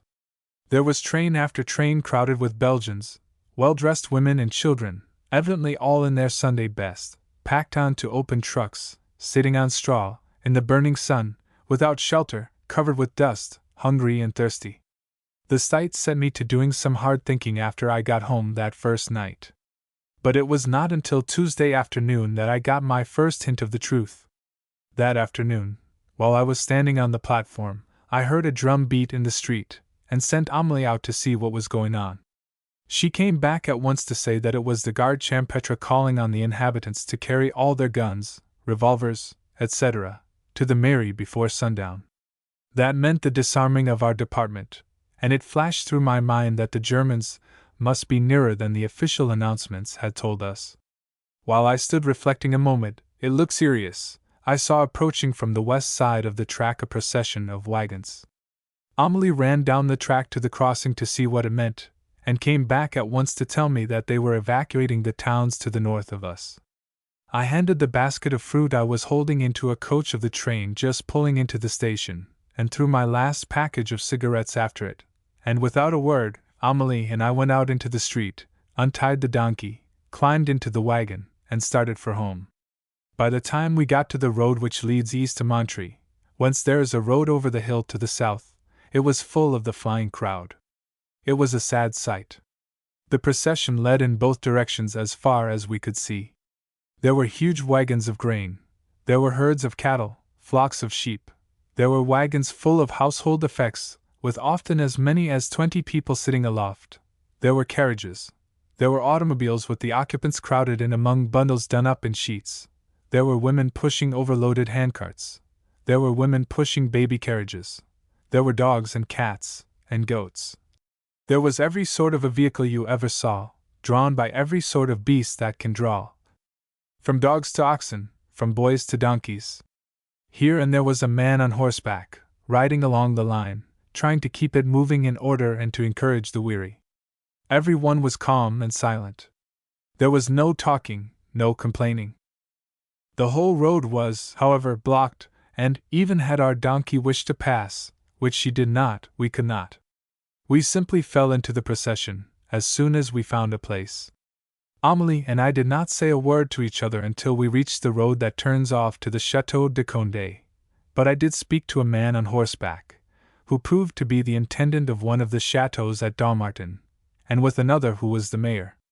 I simply asked from where these people had come, and was told that they were evacuating Dommartin and all the towns on the plain between there and Meaux, which meant that Monthyon, Neufmortier, Penchard, Schokenen, Barky, Chambry, in fact, all the villages visible from my garden were being evacuated by order of the military powers. One of the most disquieting things about this was to see the effect of the procession as it passed along the road.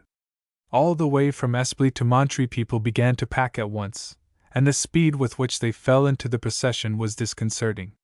When we finally escaped from the crowd into the poplar-shaded avenue which leads to the Château de Condé, I turned to look at Amélie for the first time. I had had time to get a good hold of myself. "Well, Amélie?" I said. "Oh, madam," she replied, "I shall stay." "And so shall I," I answered, but I added, "I think I must make an effort to get to Paris tomorrow, and I think you had better come with me.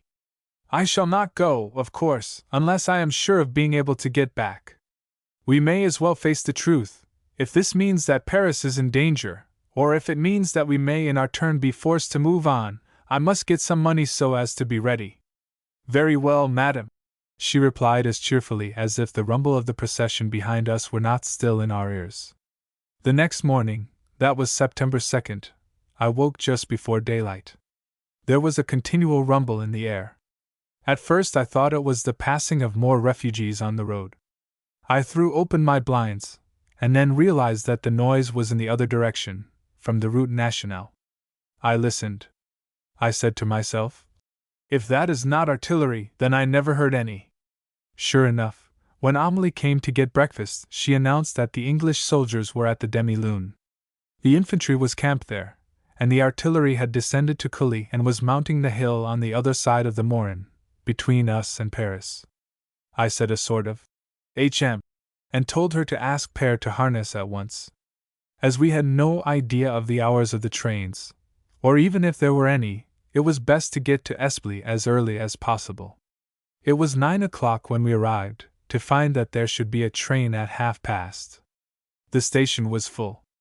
I hunted up the chef de gare, and asked him if I could be sure of being able to return if I went up to Paris. He looked at me in perfect amazement. "You want to come back?" he asked. "Sure," I replied. "You can't," he answered, "if you take a train about 4 o'clock. That may be the last." I very nearly said, "Jiminy cricket!" The train ran into the station on time, but you never saw such a sight. It was packed as the Brookline streetcars used to be on the days of a baseball game. Men were absolutely hanging on the roof. Women were packed on the steps that led up to the Imperials to the third-class coaches. It was a perilous-looking sight. I opened a dozen coaches, all packed, standing room as well as seats, which is ordinarily against the law. I was about to give it up when a man said to me, "Madam, there are some coaches at the rear that look as if they were empty." I made a dash down the long platform, yanked open a door, and was about to ask if I might get in, when I saw that the coach was full of wounded soldiers in khaki, lying about on the floor as well as the seats. I was so shocked that if the station master, who had run after me, had not caught me I should have fallen backward.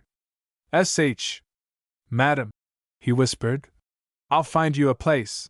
And in another moment I found myself, with Amélie, in a compartment where there were already 8 women, a young man, 2 children, and heaps of hand luggage, bundles and sheets, twine bags just bulging, paper parcels, and valises. Almost as soon as we were in, the train pulled slowly out of the station. I learned from the women that Meaux was being evacuated. No one was remaining but the soldiers in the barracks and the Archbishop. They had been ordered out by the army the night before, and the railroad was taking them free. They were escaping with what they could carry in bundles, as they could take no baggage. Their calm was remarkable, not a complaint from anyone. They were of all classes, but the barriers were down. The young man had come from farther up the line, a newspaper chap, who had given me his seat, and was sitting on a bundle.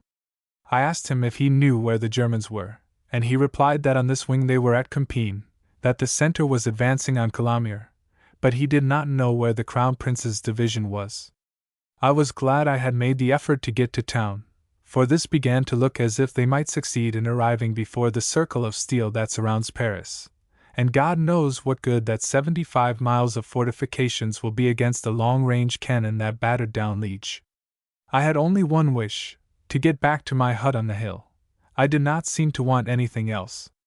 Just before the train ran into Lagny, our first stop, I was surprised to see British soldiers washing their horses in the river, so I was not surprised to find the station full of men in khaki. They were sleeping on the benches along the wall, and standing about, in groups. As to many of the French on the train, this was their first sight of the men in khaki, and as there were Scotch there in their kilts, there was a good deal of excitement. The train made a long stop in the effort to put more people into the already overcrowded coaches.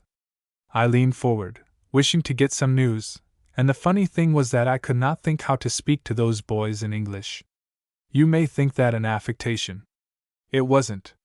Finally I desperately sang out, "Hello, boys!" You should have seen them dash for the window. I suppose that their native tongue sounded good to them so far from home. "Where did you come from?" I asked. "From up yonder, a place called La Fere," one of them replied. "What regiment?" I asked.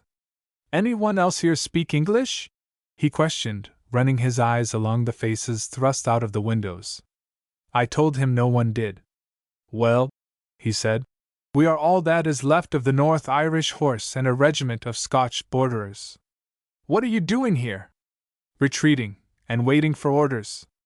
"How far are we from Paris?" I told him about 17 miles. He sighed, and remarked that he thought they were nearer, and as the train started I had the idea in the back of my head that these boys actually expected to retreat inside the fortifications. La! Instead of the half-hour the train usually takes to get up from here to Paris, we were 2 hours. I found Paris much more normal than when I was there 2 weeks ago, though still quite unlike itself. Every one perfectly calm and no one with the slightest suspicion that the battle line was so near, hardly more than 10 miles beyond the outer forts. I transacted my business quickly, saw only one person, which was wiser than I knew then, and caught the 4 o'clock train back. We were almost the only passengers. I had told Père not to come after us. It was so uncertain when we could get back, and I had always been able to get a carriage at the hotel in Esply. We reached Esply at about 6 o'clock to find the stream of emigrants still passing, although the roads were not so crowded as they had been the previous day. I ran over to the hotel to order the carriage, to be told that Esply was evacuated, the ambulance had gone, all the horses had been sold that afternoon to people who were flying. There I was faced with a walk of 5 miles, lame and tired.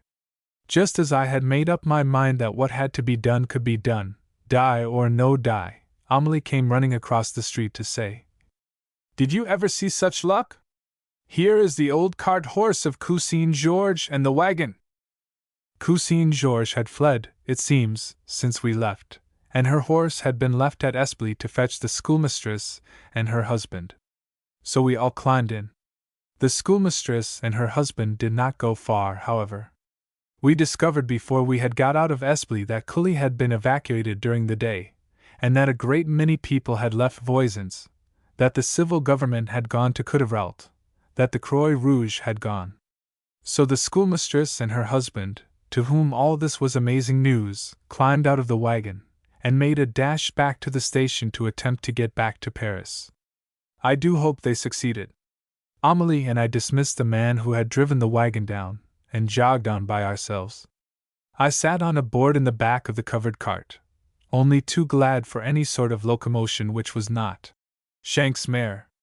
Just after we left Esply I saw first an English officer, standing in his stirrups and signaling across a field, where I discovered a detachment of English artillery going toward the hill. A little farther along the road we met a couple of English officers, pipes in their mouths and sticks in their hands, strolling along as quietly and smilingly as if there were no such thing as war. Naturally, I wished to speak to them. I was so shut in that I could see only directly in front of me, and if you ever rode behind a big cart horse I need not tell you that although he walks slowly and heavily he walks steadily, and will not stop for any pulling on the reins unless he jolly well chooses. As we approached the officers, I leaned forward and said, Beg your pardon. But by the time they realized that they had been addressed in English, we had passed. I yanked at the flap at the back of the cart, got it open a bit, looked out to find them standing in the middle of the road, staring after us in amazement. The only thing I had the sense to call out was, "Where do you come from?" One of them made an emphatic gesture with his stick, over his shoulder in the direction from which they had come. "Where are you going?" I called. He made the same gesture toward Espley, and then we all laughed heartily, and by that time we were too far apart to continue the interesting conversation, and that was all the enlightenment I got out of that meeting. The sight of them and their cannon made me feel a bit serious. I thought to myself, if the Germans are not expected here, well, it looks like it. We finished the journey in silence, and I was so tired when I got back to the house that I fell into bed, and only drank a glass of milk that Amelie insisted on pouring down my throat. 12. September 8, 1914. You can get some idea of how exhausted I was on that night of Wednesday, September 2nd, when I tell you that I waked the next morning to find that I had a picket at my gate. I did not know until Amelie came to get my coffee ready the next morning. That was Thursday, September 3rd. Can it be that it is only 5 days ago? She also brought me news that they were preparing to blow up the bridges on the Marne, that the post office had gone, that the English were cutting the telegraph wires. While I was taking my coffee, quietly, as if it were an everyday occurrence, she said, "Well, madam, I imagine that we are going to see the Germans. Pear is breaking an opening into the underground passage under the stable, and we are going to put all we can out of sight. Will you please gather up what you wish to save, and it can be hidden there? I don't know that I ever told you that all the hill is honeycombed with those old subterranean passages, like the one we saw at Provence. They say that they go as far as Crécy-en-Brie, and used to connect the royal palace there with one on this hill." Naturally, I gave a decided refusal to any move of that sort, so far as I was concerned. My books and portraits are the only things I should be eternally hurt to survive. To her argument that the books could be put there was room enough. I refused to listen. I had no idea of putting my books underground to be mildewed. Besides, if it had been possible, I would not have attempted it, and it distinctly was impossible. I felt a good deal like the Belgian refugees I had seen, all so well dressed. If my house was going up, it was going up in its best clothes. I had just been uprooted once, a horrid operation, and I did not propose to do it again so soon. To that my mind was made up. Luckily for me, for Amelie was as set as I was, the argument was cut short by a knock at the front door. I opened it to find standing there a pretty French girl whom I had been seeing every day, as, morning and evening, she passed my gate to and from the railway station. Sooner or later I should have told you about her if all this excitement had not put it out of my mind and my letters. I did not know her name. I had never got to asking Amelie who she was, though I was a bit surprised to find any one of her type here where I had supposed there were only farmers and peasants. She apologized for presenting herself so informally, said she had come, de la part de maman, to ask me what I proposed to do. I replied at once, "I am staying." She looked a little surprised, said her mother wished to do the same, but that her only brother was with the colors, that he had confided his young wife and 2 babies to her, and that the Germans were so brutal to children that she did not dare risk it. "Of course you know," she added, "that every one has left Cully, all the shops are closed, and nearly every one has gone from Voisin's and Quincy. The mayor's wife left last night. Before going she came to us and advised us to escape at once, and even found us a horse and cart. The trains are not running. So mother thought that, as you were a foreigner, and all alone, we ought not to go without at least offering you a place in the wagon, the chance to go with us." I was really touched, and told her so, but explained that I should stay. She was rather insistent, said her mother would be so distressed at leaving me alone with only a little group of women and children about me, who might, at the last moment, be panic-stricken. I explained to her as well as I could that I was alone in the world, per myself, and that I could not see myself leaving all that I valued, my home, to have which I had made a supreme effort, and for which I had already a deep affection, to join the band of refugees, shelterless, on the road, or to look for safety in a city, which, if the Germans passed here, was likely to be besieged and bombarded. I finally convinced her that my mind was made up. I had decided to keep my face turned toward fate rather than run away from it. To me it seemed the only way to escape a panic, a thing of which I have always had a horror. Seeing that nothing could make me change my mind, we shook hands, wished each other luck, and, as she turned away, she said, in her pretty French, "I am sorry it is disaster that brought us together, but I hope to know you better when days are happier." And she went down the hill. When I returned to the dining room, I found that, in spite of my orders, Amelie was busy putting my few pieces of silver, and such bits of china from the buffet as seemed to her valuable, her ideas and mine on that point do not jibe, into the waste paper baskets to be hidden underground. I was too tired to argue. While I stood watching her, there was a tremendous explosion. I rushed into the garden. The picket, his gun on his shoulder, was at the gate. "What was that?" I called out to him. "Bridge," he replied. "The English divisions are destroying the bridges on the Marne behind them as they cross. That means that another division is over." I asked him which bridge it was, but of course he did not know. While I was standing there, trying to locate it by the smoke, an English officer, who looked of middle age, tall, clean-cut, rode down the road on a chestnut horse, as slight, as clean-cut, and well-groomed as himself. He rose in his stirrups to look off at the plain before he saw me. Then he looked at me, then up at the flags flying over the gate, saw the stars and stripes, smiled, and dismounted. "American, I see," he said. I told him I was. "Live here?" said he. I told him that I did. "Staying on?" he asked. I answered that it looked like it. He looked me over a moment before he said, "Please invite me into your garden and show me that view." I was delighted. I opened the gate, and he strolled in and sauntered with a long, slow stride, a long-legged stride, out onto the lawn and right down to the hedge, and looked off.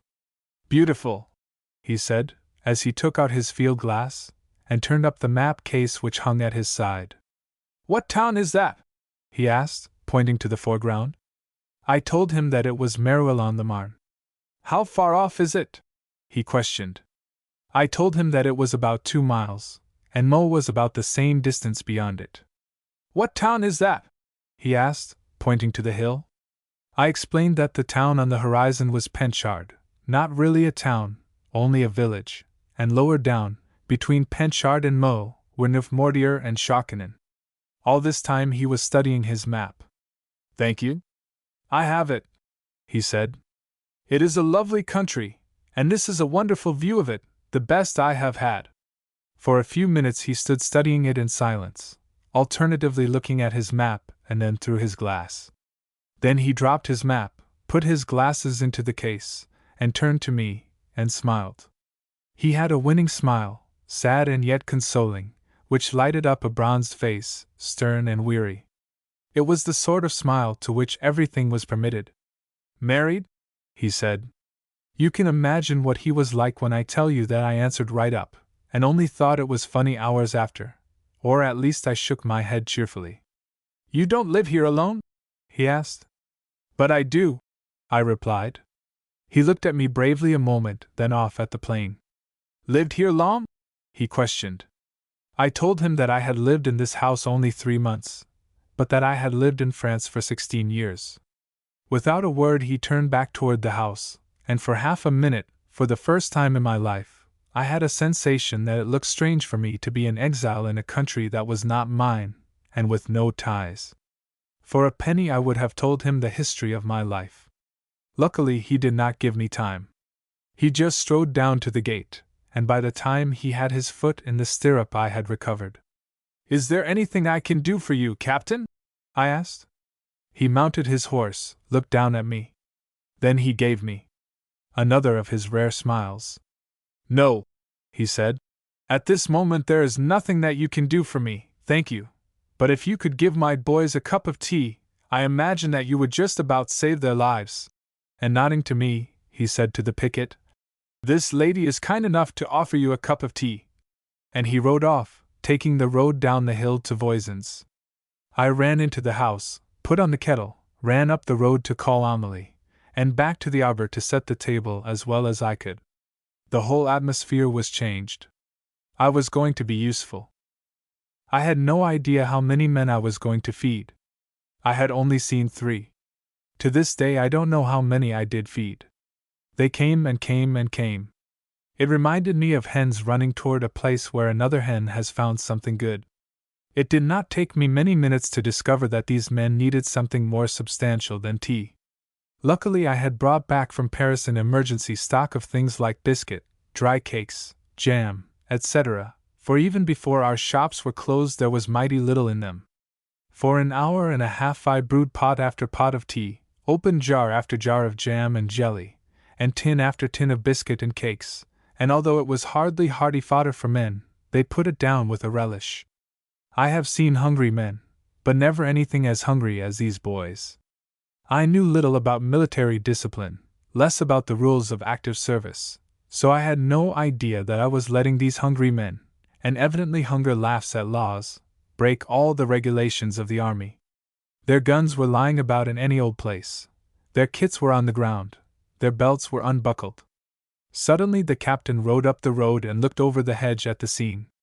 The men were sitting on the benches, on the ground, anywhere, and were all smoking my best Egyptian cigarettes, and I was running round as happy as a queen, seeing them so contented and comfortable. It was a rude awakening when the captain rode up the street. There was a sudden jumping up, a hurried buckling up of belts, a grab for kits and guns, and an unceremonious cut for the gate. I heard a volley from the officer. I marked a serious effort on the part of the men to keep the smiles off their faces as they hurriedly got their kits on their backs and their guns on their shoulders, and rigidly saluting, dispersed up the hill, leaving 2 very straight men marching before the gate as if they never in their lives had thought of anything but picket duty. The captain never even looked at me, but rode up the hill after his men. A few minutes later he returned, dismounted at the gate, tied his horse, and came in. I was a bit confused. But he smiled one of those smiles of his, and I got right over it. "Dear little lady," he said, "I wonder if there is any tea left for me?" Was there? I should think so, and I thought to myself, as I led the way into the dining room, that he was probably just as hungry as his men. While I was making a fresh brew he said to me, "You must forgive my giving my men Hades right before you, but they deserved it, and know it, and under the circumstances I imagine they did not mind taking it. I did not mean you to give them a party, you know. Why, if the Major had ridden up that hill, and he might have, and seen that party inside your garden, I should have lost my commission and those boys got the guardhouse. These men are on active service."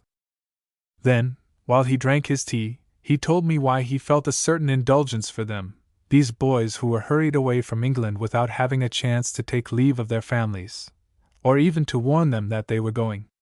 "This is the first time that they have had a chance to talk to a woman who speaks their tongue since they left England. I can't begrudge it to them, and they know it. But discipline is discipline, and if I had let such a breach of it pass, they would have no respect for me. They understand. They had no business to put their guns out of their hands. What would they have done if the detachment of Uhlans we are watching for had dashed up that hill, as they might have?" Before I could answer or remark on this startling speech, there was a tremendous explosion, which brought me to my feet, with the inevitable, "What's that?" He took a long pull at his tea before he replied quietly, "Another division across the Marne." Then he went on as if there had been no interruption. "This Yorkshire regiment has had hard luck. Only one other regiment in the expedition has had worse. They have marched from the Belgian frontier, and they have been in 4 big actions in the retreat: Mons, Cambrai, St. Quentin, and La Fère. St. Quentin was pretty rough luck. We went into the trenches a full regiment. We came out to retreat again with 400 men, and I left my younger brother there." I gasped. I could not find a word to say. He did not seem to feel it necessary that I should. He simply winked his eyelids, stiffened his stern mouth, and went right on, and I forgot all about the Uhlans. "At La Fère we lost our commissary on the field. It was burned, and these lads have not had a decent feed since. That was 3 days ago. We have passed through few towns since, and those were evacuated, drummed out, and fruit from the orchards on the roadsides is about all they have had. Hardly good feed for a marching army in such hot weather. Besides, we were moving pretty fast, but in order to get across the Marne, toward which we have been drawing the Germans, and in every one of these battles we have been fighting with 1 man to their 10. I asked him where the Germans were. Can't say, he replied. And the French? No idea. We've not seen them, yet. We understood that we were to be reinforced at St. Quentin by a French detachment at 4 o'clock. They got there at 11, the battle was over, and lost. But these boys gave a wonderful account of themselves, and in spite of the disaster retreated in perfect order. Then he told me that at the last moment he ordered his company to lie close in the trench and let the Germans come right up to them, and not to budge until he ordered them to give them what they hate, the bayonet. The Germans were within a few yards when a German automobile carrying a machine gun bore down on them and discovered their position, but the English sharpshooters picked off the 5 men the car carried before they could fire a shot, and after that it was every man for himself, what the French call sauve caput. The Uhlans came back to my mind, and it seemed to me a good time to ask him what he was doing here. Oddly enough, in spite of the several shocks I had had, and perhaps because of his manner, I was able to do it as if it was the sort of tea-table conversation to which I had always been accustomed. "What are you doing here?" I said. "Waiting for orders," he answered. "And for Uhlans?" "Oh," replied he, "if incidentally while we are sitting down here to rest, we could rout out a detachment of German cavalry, which our aeroplane tells us crossed the Marne ahead of us, we would like to.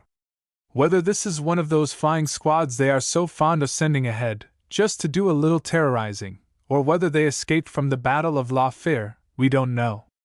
I fancy the latter, as they do not seem to have done any harm or to have been too anxious to be seen." I need not tell you that my mind was acting like lightning. I remembered, in the pause, as I poured him another cup of tea, and pushed the jam pot toward him, that Amelie had heard at Voisin's last night that there were horses in the woods near the canal, that they had been heard neighing in the night, and that we had jumped to the conclusion that there were English cavalry there. I mentioned this to the captain, but for some reason it did not seem to make much impression on him, so I did not insist, as there was something that seemed more important which I had been getting up the courage to ask him. It had been on my lips all day. I put it. "Captain," I asked, "do you think there is any danger in my staying here?" He took a long drink before he answered. "Little lady, there is danger everywhere between Paris and the Channel. Personally, since you have stayed until getting away will be difficult, I do not really believe that there is any reason why you should not stick it out. You may have a disagreeable time, but I honestly believe you are running no real risk of having more than that. At all events, I am going to do what I can to assure your personal safety. As we understand it, no one really knows anything except the orders given out. It is not intended that the Germans shall cross the Marne here. But who knows? Anyway, if I move on, each division of the expeditionary force that retreats to this hill will know that you are here. If it is necessary, later, for you to leave, you will be notified and precautions taken for your safety. You are not afraid?"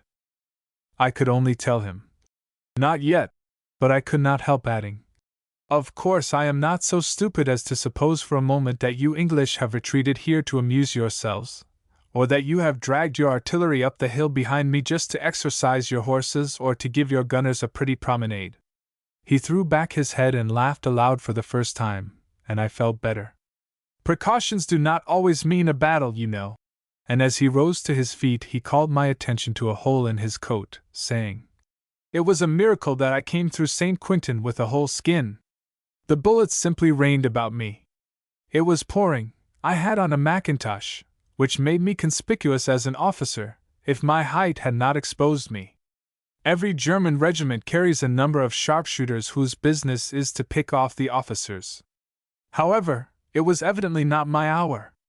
As we walked out to the gate I asked him if there was anything else I could do for him. "Do you think," he replied, "that you could get me a couple of fresh eggs at 7:30 and let me have a cold wash-up?" "Well, rather," I answered, and he rode away. As soon as he was gone, one of the picket called from the road to know if they could have water and wash. I told them of course they could, to come right in. He said that they could not do that, but that if they could have water at the gate, and I did not mind, they could wash up in relays in the road. So Per came and drew buckets and buckets of water, and you never saw such a stripping and such a slopping, as they washed and shaved, and with such dispatch. They had just got through, luckily, when, at about 6:30, the captain rode hurriedly down the hill again. He carried a slip of white paper in his hand, which he seemed intent on deciphering. As I met him at the gate, he said, "Sorry I shall miss those eggs, I've orders to move east." And he began to round up his men. I foolishly asked him why. I felt as if I were losing a friend. "Orders," he answered. Then he put the slip of paper into his pocket, and leaning down he said, "Before I go I am going to ask you to let my corporal pull down your flags. You may think it cowardly. I think it prudent. They can be seen a long way. It is silly to wave a red flag at a bull. Any needless display of bravado on your part would be equally foolish." So the corporal climbed up and pulled down the big flags, and together we marched them off to the stable. When I returned to the gate, where the captain was waiting for the rest of the picket to arrive, I was surprised to find my French caller of the morning standing there, with a pretty blonde girl, whom she introduced as her sister-in-law. She explained that they had started in the morning, but that their wagon had been overloaded and broken down, and they had had to return, and that her mother was glad of it. It was perfectly natural that she should ask me to ask the English officer if it was safe to stay. I repeated the question. He looked down at them, asked if they were friends of mine. I explained that they were neighbors and acquaintances only. "Well," he said, "I can only repeat what I said to you this morning. I think you are safe here. But for God's sake, don't give it to them as coming from me. I can assure your personal safety, but I cannot take the whole village on my conscience." I told him that I would not quote him. All this time he had been searching in a letter case, and finally selected an envelope from which he removed the letter, passing me the empty cover. "I want you," he said, "to write me a letter. That address will always reach me. I shall be anxious to know how you came through, and every one of these boys will be interested. You have given them the only happy day they have had since they left home. As for me, if I live, I shall sometime come back to see you. Goodbye and good luck." And he wheeled his horse and rode up the hill, his boys marching behind him, and at the turn of the road they all looked back and I waved my hand, and I don't mind telling you that I nodded to the French girls at the gate and got into the house as quickly as I could, and wiped my eyes. Then I cleared up the tea mess. It was not until the house was in order again that I put on my glasses and read the envelope that the captain had given me. Captain T. E. Simpson, King's Own Yorkshire L.I., 5th Infantry Brigade, 15th Division, British Expeditionary Force. And I put it carefully away in my address book until the time should come for me to write and tell how I came through. The phrase did disturb me a little. I did not eat any supper. Food seemed to be the last thing I wanted. I sat down in the study to read. It was about 8 when I heard the gate open. Looking out, I saw a man in khaki, his gun on his shoulder, marching up the path. I went to the door. "Good evening, ma'am," he said. "All right." I assured him that I was. "I am the corporal of the guard," he added. "The commander's compliments, and I was to report to you that your road was picketed for the night and that all is well." I thanked him, and he marched away, and took up his post at the gate, and I knew that this was the commander's way of letting me know that Captain Simpson had kept his word. I had just time while the corporal stood at the door to see Bedford on his cap, so I knew that the new regiment was from Bedfordshire. I sat up a while longer, trying to fix my mind on my book, trying not to look round constantly at my pretty green interior, at all my books, looking so ornamental against the walls of my study, at all the portraits of the friends of my life of active service above the shelves, and the old 16th century Buddha, which Oda Nielsen sent me on my last birthday, looking so stoically down from his perch to remind me how little all these things counted. I could not help remembering at the end that my friends at Valanges had gone, that they were at that very moment on their way to Marseilles, that almost every one else I knew on this side of the water was either at Havre waiting to sail, or in London, or shut up in Holland or Denmark, that except for the friends I had at the front I was alone with my beloved France and her allies. Through it all there ran a thought that made me laugh at last, how all through August I had felt so outside of things, only suddenly to find it right at my door. In the back of my mind, pushed back as hard as I could, stood the question, what was to become of all this? Yet, do you know, I went to bed, and what is more I slept well. I was physically tired. The last thing I saw as I closed up the house was the gleam of the moonlight on the muskets of the picket pacing the road, and the first thing I heard, as I waked suddenly at about 4, was the crunching of the gravel as they still marched there. I got up at once. It was the morning of Friday, the 4th of September. I dressed hurriedly, ran down to put the kettle on and start the coffee, and by 5 o'clock I had a table spread in the road, outside the gate, with hot coffee and milk and bread and jam. I had my lesson, so I called the corporal and explained that his men were to come in relays, and when the coffee pot was empty there was more in the house, and I left them to serve themselves, while I finished dressing. I knew that the officers were likely to come over, and one idea was fixed in my mind: I must not look demoralized. So I put on a clean white frock, white shoes and stockings, a big black bow in my hair, and I felt equal to anything, in spite of the fact that before I dressed I heard far off a booming could it be cannon, and more than once a nearer explosion, more bridges down, more English across. It was not much after 9 when 2 English officers strolled down the road, Captain Edwards and Major Ellison, of the Bedfordshire Light Infantry. They came into the garden, and the scene with Captain Simpson of the day before was practically repeated. They examined the plain, located the towns, looked long at it with their glasses, and that being over I put the usual question: "Can I do anything for you?" and got the usual answer: "Eggs." I asked how many officers there were in the mess, and he replied, 5, so I promised to forage, and away they went. As soon as they were out of sight the picket set up a howl for baths. These Bedfordshire boys were not hungry, but they had retreated from their last battle leaving their kits in the trenches, and were without soap or towels, or combs or razors. But that was easily remedied. They washed up in relays in the court at Amelie's. It was a little more retired. As Amelie had put all her towels, etc., down underground, I ran back and forward between my house and hers for all sorts of things, and, as they slopped until the road ran tiny rivulets, I had to change shoes and stockings twice.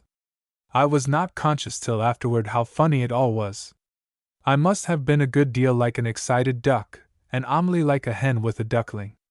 When she was not twitching my sash straight, she was running about after me with dry shoes and stockings, and a chair for fear Madame was getting too tired, and when she was not doing that she was clapping my big garden hat on my head for fear Madame would get a sunstroke. The joke was that I did not know it was hot. I did not even know it was funny until afterward, when the whole scene seemed to have been by a sort of dual process photographed unconsciously on my memory. When the boys were all washed and shaved and combed, and they were so larky over it, we were like old friends. I did not know one of them by name, but I did know who was married, and who had children, and how one man's first child had been born since he left England, and no news from home because they had seen their mail wagon burn on the battlefield, and how one of them was only 20, and had been 6 years in the army, lied when he enlisted, how none of them had ever seen war before, how they had always wanted to, and "No," said the 20 years older. "I've seen it, good Lord, and all I want is to get home." And he drew out of his breast pocket a photograph of a young girl in all her best clothes, sitting up very straight. When I said, "Best girl?" he said proudly, "Only one, and we were to have been married in January if this hadn't happened. Perhaps we may yet, if we get home at Christmas, as they tell us we may." I wondered who he meant by they. The officers did not give any such impression. While I was gathering up towels and things before returning to the house, this youngster advanced toward me, and said with a half-shy smile, "I take it you're a lady." I said I was glad he had noticed it. I did make such an effort. No, no, he said. I'm not joking. I may not say it very well, but I am quite serious. We all want to say to you that if it is war that makes you and the women you live amongst so different from English women, then all we can say is that the sooner England is invaded and knows what it means to have a fighting army on her soil, and see her fields devastated and her homes destroyed, the better it will be for the race. You take my word for it, they have no notion of what war is like, and there ain't no English woman of your class could have, or would have, done for us what you have done this morning. Why, in England the common soldier is the dirt under the feet of women like you. I had to laugh, as I told him to wait and see how they treated them when war was there, that they probably had not done the thing simply because they never had had the chance. Well, he answered, they'll have to change mightily. Why, our own women would have been uncomfortable and ashamed to see a lot of dirty men stripping and washing down like we have done. You haven't looked as if you minded it a bit, or thought of anything but getting us cleaned up as quick and comfortable as possible. I started to say that I felt terribly flattered that I had played the role so well, but I knew he would not understand. Besides, I was wondering if it were true. I never knew the English except as individuals, never as a race. So I only laughed, picked up my towels, and went home to rest. Not long before noon a bicycle scout came over with a message from Captain Edwards, and I sent by him a basket of eggs, a cold chicken, and a bottle of wine as a contribution to the breakfast at the officers' mess. And by the time I had eaten my breakfast, the picket had been changed, and I saw no more of those boys. During the afternoon the booming off at the east became more distinct. It surely was cannon. I went out to the gate where the corporal of the guard was standing, and asked him, "Do I hear cannon?" "Sure," he replied. "Do you know where it is?" I asked. He said he hadn't an idea, about 25 or 30 miles away. And on he marched, up and down the road, perfectly indifferent to it. When Amelie came to help get tea at the gate, she said that a man from Voisin's, who had started with the crowd that left here Wednesday, had returned. He had brought back the news that the sight on the road was simply horrible. The refugees had got so blocked in their hurry that they could move in neither direction. Cattle and horses were so tired that they fell by the way. It would take a general to disentangle them. My! Wasn't I glad that I had not been tempted to get into that mess? Just after the boys had finished their tea, Captain Edwards came down the road, swinging my empty basket on his arm, to say, thanks, for his breakfast. He looked at the table at the gate. "So the men have been having tea, lucky men, and bottled water. What extravagance! Come in and have some, too," I said. "Love to," he answered, and in he came. While I was making the tea he walked about the house, looked at the pictures, examined the books. Just as the table was ready there was a tremendous explosion.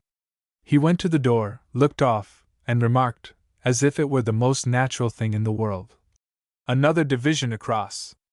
That should be the last." "Are all the bridges down?" I asked. "All, I think, except the big railroad bridge behind you, Chalifert. That will not go until the last minute." I wanted to ask, "When will it be the last minute, and what does the last minute mean?" But where was the good? So we went into the dining room. As he threw his hat onto a chair and sat down with a sigh, he said, "You see before you a very humiliated man. About half an hour ago 8 of the Uhlans we are looking for rode right into the street below you, in Voisin's. We saw them, but they got away. It is absolutely our own stupidity." "Well," I explained to him, "I fancy I can tell you where they are hiding. I told Captain Simpson so last night." And I explained to him that horses had been heard in the woods at the foot of the hill since Tuesday, that there was a cart road, rough and winding, running in toward Condé for over 2 miles, that it was absolutely screened by trees, had plenty of water, and not a house in it, a shelter for a regiment of cavalry. And I had the impertinence to suggest that if the picket had been extended to the road below it would have been impossible for the Germans to have got into Voisin's. "Not enough of us," he replied. "We are guarding a wide territory, and cannot put our pickets out of sight of one another." Then he explained that, as far as he knew from his aeroplane men, the detachment had broken up since it was first discovered on this side of the Marne. It was reported that there were only about 24 in this vicinity, that they were believed to be without ammunition, and then he dropped the subject, and I did not bother him with questions that were bristling in my mind. He told me how sad it was to see the ruin of the beautiful country through which they had passed, and what a mistake it had been from his point of view not to have foreseen the methods of Germans and drummed out all the towns through which the armies had passed. He told me one or two touching and interesting stories. One was of the day before a battle. I think it was St. Quentin. The officers had been invited to dine at a pretty chateau near which they had bivouacked. The French family could not do too much for them, and the daughters of the house waited on the table. Almost before the meal was finished the alert sounded, and the battle was on them. When they retreated by the house where they had been so prettily entertained such a few hours before, there was not one stone standing on another, and what became of the family he had no idea. The other that I remember was of the way the Germans passed the river at St. Quentin and forced the battle at La Fère on them. The bridge was mined, and the captain was standing beside the engineer waiting to give the order to touch off the mine. It was a nasty night, a Sunday, only last Sunday, think of that! And the rain was coming down in torrents. Just before the Germans reached the bridge he ordered it blown up. The engineer touched the button. The fuse did not act. He was in despair, but the captain said to him, "Brace up, my lad, give her another chance." The second effort failed like the first. Then, before any one could stop him, the engineer made a dash for the end of the bridge, drawing his revolver as he ran, and fired 6 shots into the mine, knowing that, if he succeeded, he would go up with the bridge. No good, and he was literally dragged off the spot weeping with rage at his failure, and the Germans came across. All the time we had been talking I had heard the cannonade in the distance, now at the north and now in the east. This seemed a proper moment, inspired by the fact that he was talking war, of his own initiative, to put a question or two, so I risked it. "That cannonading seems much nearer than it did this morning," I ventured. "Possibly," he replied. "What does that mean?" I persisted. "Sorry I can't tell you. We men know absolutely nothing. Only 3 men in this war know anything of its plans, Kitchener, Joffre, and French. The rest of us obey orders, and know only what we see. Not even a brigade commander is any wiser. Once in a while the colonel makes a remark, but he is never illuminating. How much risk am I running by remaining here?" He looked at me a moment before he asked, "You want to know the truth?" "Yes," I replied. "Well, this is the situation as near as I can work it out. We infer from the work we were given to do, destroying bridges, railroads, telegraphic communications, that an effort is to be made here to stop the march on Paris. In fact, that the Germans are not to be allowed to cross the Marne at Meaux, and march on the city by the main road from Reims to the capital. The communications are all cut. That does not mean that it will be impossible for them to pass. They've got clever engineers. It means that we have impeded them and may stop them. I don't know. Just now your risk is nothing. It will be nothing unless we are ordered to hold this hill, which is the line of march from Meaux to Paris. We have had no such order yet. But if the Germans succeed in taking Meaux and attempt to put their bridges across the Marne, our artillery, behind you there on the top of the hill, must open fire on them over your head. In that case the Germans will surely reply by bombarding this hill." And he drank his tea without looking to see how I took it. I remember that I was standing opposite him, and I involuntarily leaned against the wall behind me, but suddenly thought, "Be careful. You'll break the glass in the picture of Whistler's mother, and you'll be sorry." It brought me up standing, and he didn't notice. Isn't the mind a queer thing? He finished his tea, and rose to go. As he picked up his cap he showed me a hole right through his sleeve, in one side, out the other, and a similar one in his putty, where the ball had been turned aside by the leather lacing of his boot. He laughed as he said, "Odd how near a chap comes to going out, and yet lives to drink tea with you. Well, goodbye and good luck if I don't see you again." And off he marched, and I went into the library and sat down and sat very still. It was not more than half an hour after Captain Edwards left that the corporal came in to ask me if I had a window in the roof. I told him that there was, and he asked if he might go up. I led the way, picking up my glasses as I went. He explained, as we climbed the 2 flights of stairs, that the aeroplane had reported a part of the Germans they were hunting. Not 1,000 feet from this house. I opened the skylight. He scanned in every direction. I knew he would not see anything, and he did not. But he seemed to like the view, could command the roads that his posse was guarding, so he sat on the window ledge and talked. The common soldier is far fonder of talking than his officer, and apparently he knows more. If he doesn't, he thinks he does. So he explained to me the situation as the men saw it. I remembered what Captain Edwards had told me, but I listened all the same.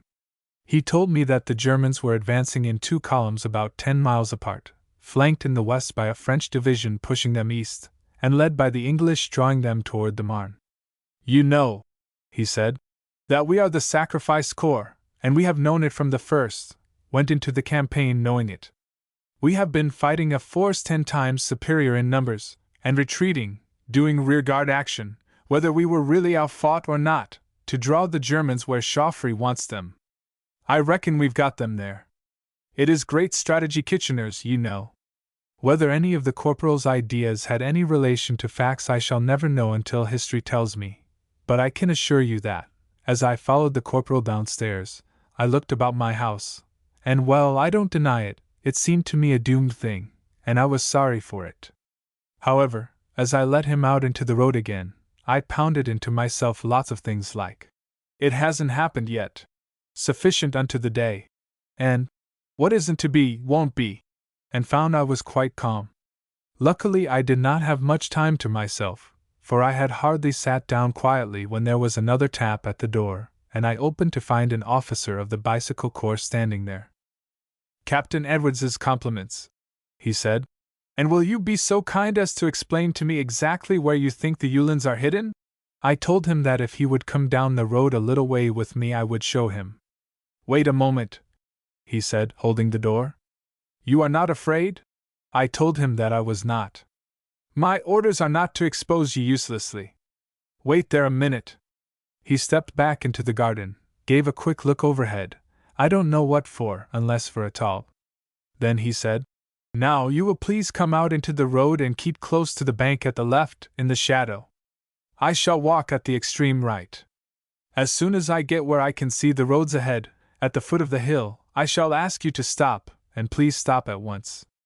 I don't want you to be seen from the road below, in case anyone is there. Do you understand?" I said I did. So we went into the road and walked silently down the hill. Just before we got to the turn, he motioned me to stop and stood with his map in hand while I explained that he was to cross the road that led into Voisin's, take the cart track down the hill past the wash house on his left, and turn into the wood road on that side.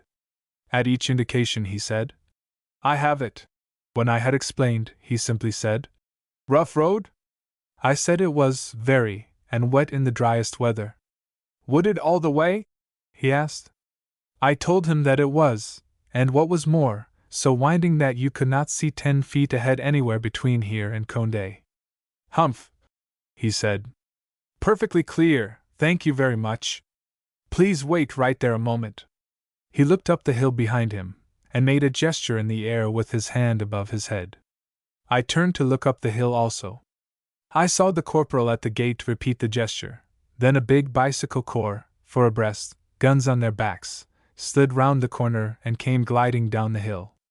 There was not a sound, not the rattle of a chain or a pedal. "Thank you very much," said the captain. "Be so kind as to keep close to the bank." When I reached my gate I found some of the men of the guard dragging a big, long log down the road, and I watched them while they attached it to a tree at my gate, and swung it across to the opposite side of the road, making in that way a barrier about 5 feet high.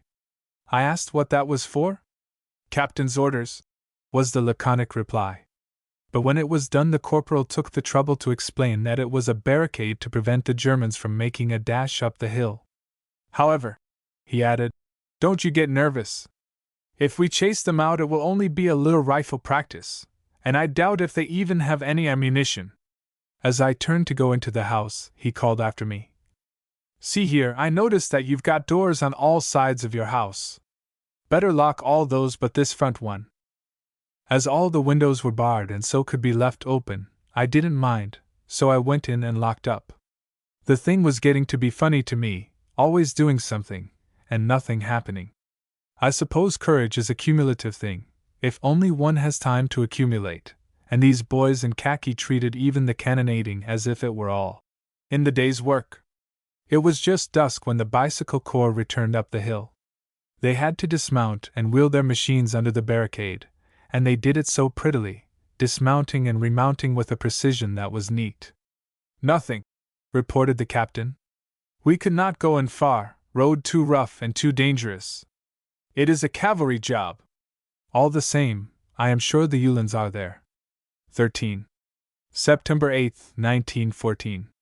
I had gone to bed early on Friday night, and had passed an uneasy night. It was before 4 when I got up and opened my shutters. It was a lovely day. Perhaps I have told you that the weather all last week was simply perfect. I went downstairs to get coffee for the picket, but when I got out to the gate there was no picket there. There was the barricade, but the road was empty. I ran up the road to Amelie's. She told me that they had marched away about an hour before. A bicyclist had evidently brought an order. As no one spoke English, no one understood what had really happened. Père had been to Cully, they had all left there. So far as anyone could discover, there was not an English soldier, or any kind of a soldier, left anywhere in the commune.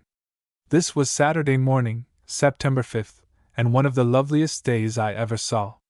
The air was clear. The sun was shining. The birds were singing. But otherwise it was very still. I walked out on the lawn. Little lines of white smoke were rising from a few chimneys at Joncherer and Voisin's. The towns on the plain, from Monthion and Penchard on the horizon to Meruel in the valley, stood out clear and distinct. But after 3 days of activity, 3 days with the soldiers about, it seemed, for the first time since I came here, lonely, and for the first time I realized that I was actually cut off from the outside world. All the bridges in front of me were gone, and the big bridge behind me. No communication possibly with the north, and none with the south except by road over the hill to Lagny. Esply evacuated, Cully evacuated, Quincy evacuated. All the shops closed. No government, no post office, and absolutely no knowledge of what had happened since Wednesday. I had a horrible sense of isolation. Luckily for me, part of the morning was killed by what might be called an incident, or a disaster, or a farce, just as you look at it. First of all, right after breakfast I had the proof that I was right about the Germans. Evidently well informed of the movements of the English, they rode boldly into the open. Luckily they seemed disinclined to do any mischief. Perhaps the place looked too humble to be bothered with. They simply asked, one of them spoke French, and perhaps they all did, where they were, and were told. Hury, commune of Quincy. They looked it up on their maps, nodded, and asked if the bridges on the Marne had been destroyed, to which I replied that I did not know, I had not been down to the river. Half a truth and half a lie, but goodness knows that it was hard enough to have to be polite. They thanked me civilly enough and rode down the hill, as they could not pass the barricade unless they had wished to give an exhibition of high school. Wherever they had been they had not suffered. Their horses were fine animals, and both horses and men were well groomed and in prime condition. The other event was distressing, but about that I held my tongue. Just after the Germans were here, I went down the road to call on my new French friends at the foot of the hill, to hear how they had passed the night, and incidentally to discover if there were any soldiers about. Just in the front of their house I found an English bicycle scout, leaning on his wheel and trying to make himself understood in a one-sided monosyllabic dialogue, with the 2 girls standing in their window. I asked him who he was. He showed his papers. They were all right, an Irishman, Ulster, Royal Innisfall Fusiliers, 13 years in the service. I asked him if there were any English soldiers left here. He said there was still a bicycle corps of scouts at the foot of the hill, at Cully. I thought that funny, as Père had said the town was absolutely deserted. Still, I saw no reason to doubt his word, so when he asked me if I could give him his breakfast, I brought him back to the house, set the table in the arbor, and gave him his coffee and eggs. When he had finished, he showed no inclination to go, said he would rest a bit. As Amelie was in the house, I left him and went back to make the call my encounter with him had interrupted. When I returned an hour later, I found him fast asleep on the bench in the arbor, with the sun shining right on his head. His wheel, with his kit and gun on it, was leaning up against the house. It was nearly noon by this time, and hot, and I was afraid he would get a sunstroke, so I waked him and told him that if it was a rest he needed, and he was free to take it, he could go into the room at the head of the stairs, where he would find a couch and lie down comfortably. He had sleepily obeyed, and must have just about got to sleep again, when it occurred to me that it was hardly prudent to leave an English bicycle with a khaki-covered kit and a gun on it right on the terrace in plain sight of the road up which the Germans had ridden so short a time before. So I went to the foot of the stairs, called him, and explained that I did not care to touch the wheel on account of the gun, so he had better come down and put it away, which he did. I don't know whether it was my saying, Germans, to him that explained it, but his sleepiness seemed suddenly to have disappeared, so he asked for the chance to wash and shave, and half an hour later he came down all slicked up and spruce, with a very visible intention of paying court to the lady of the house. Irish, you see, white hair's no obstacle. I could not help laughing. Hoity-toity, I said to myself. I am getting all kinds of impressions of the military. While I was, with amusement, putting up fences, the gardener next door came down the hill in great excitement to tell me that the Germans were on the road above, and were riding down across Pere's farm into a piece of land called La Terre Blanche, where Pere had recently been digging out great rocks, making it an ideal place to hide. He knew that there was an English scout in my house and thought I ought to know. I suppose he expected the boy in khaki to grab his gun and capture them all. I thanked him and sent him away.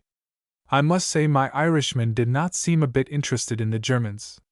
His belt and pistol lay on the salon table, where he put them when he came downstairs. He made himself comfortable in an easy chair, and continued to give me another dose of his blarney. I suppose I was getting needlessly nervous. It was really none of my business what he was doing here. Still, he was a bit too sans gene.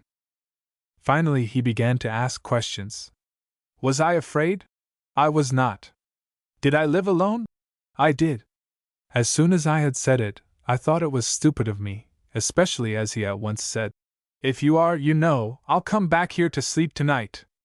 I'm perfectly free to come and go as I like, don't have to report until I'm ready. I thought it wise to remind him right here that if his corps was at the foot of the hill, it was wise for him to let his commanding officer know that the Germans, for whom 2 regiments had been hunting for 3 days, had come out of hiding. I fancy if I had not taken that tack he'd have settled for the day. Put that thing on, I said, pointing to his pistol. Get your will out of the barn, and I'll take a look up the road and see that it's clear. I don't care to see you attacked under my eyes. I knew that there was not the slightest danger of that, but it sounded businesslike. I am afraid he found it so, because he said at once, Could you give me a drink before I go? Water? I said. No, not that. I was going to say, no, when it occurred to me that Amelie had told me that she had put a bottle of cider in the buffet, and, well, he was Irish, and I wanted to get rid of him.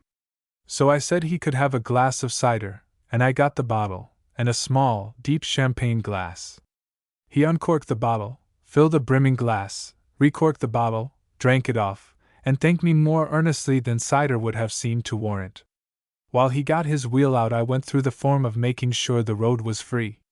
There was no one in sight. So I sent him away with directions for reaching Cully without going over the part of the hill where the Uhlans had hidden, and drew a sigh of relief when he was off. Hardly 15 minutes later someone came running up from Voisin's to tell me that just round the corner he had slipped off his wheel, almost unconscious, evidently drunk. I was amazed. He had been absolutely all right when he left me. As no one understood a word he tried to say, there was nothing to do but go and rescue him. But by the time I got to where he had fallen off his wheel, he was gone, someone had taken him away, and it was not until later that I knew the truth of the matter, but that must keep until I get to the way of the discovery. All this excitement kept me from listening too much to the cannon, which had been booming ever since 9 o'clock. Amelie had been busy running between her house and mine, but she has, among other big qualities, the blessed habit of taking no notice. I wish it were contagious. She went about her work, as if nothing were hanging over us. I walked about the house doing little things aimlessly. I don't believe Amelie shirked a thing. It seemed to me absurd to care whether the dusting were done or not, whether or not the writing table was in order, or the pictures straight on the wall.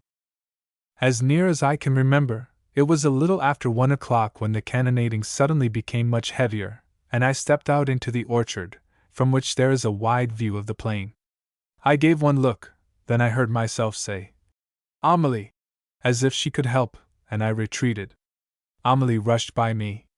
I heard her say, "Mon Dieu." I waited, but she did not come back.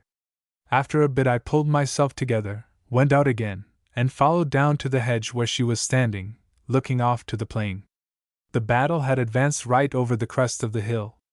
The sun was shining brilliantly on silent Meruel and Schokenen, but Monthyon and Panchard were enveloped in smoke. From the eastern and western extremities of the plain we could see the artillery fire, but owing to the smoke hanging over the crest of the hill on the horizon, it was impossible to get an idea of the positions of the armies. In the west it seemed to be somewhere near Clay, and in the east it was in the direction of Barky. I tried to remember what the English soldiers had said, that the Germans were, if possible, to be pushed east, in which case the artillery at the west must be either the French or English. The hard thing to bear was, that it was all conjecture. So often, when I first took this place on the hill, I had looked off at the plain and thought, "What a battlefield!" forgetting how often the Seine-et Marne had been that from the days when the kings lived at Chelles down to the days when it saw the worst of the invasion of 1870. But when I thought that, I had visions very different from what I was seeing. I had imagined long lines of marching soldiers, detachments of flying cavalry, like the war pictures at Versailles and Fontainebleau. Now I was actually seeing a battle, and it was nothing like that.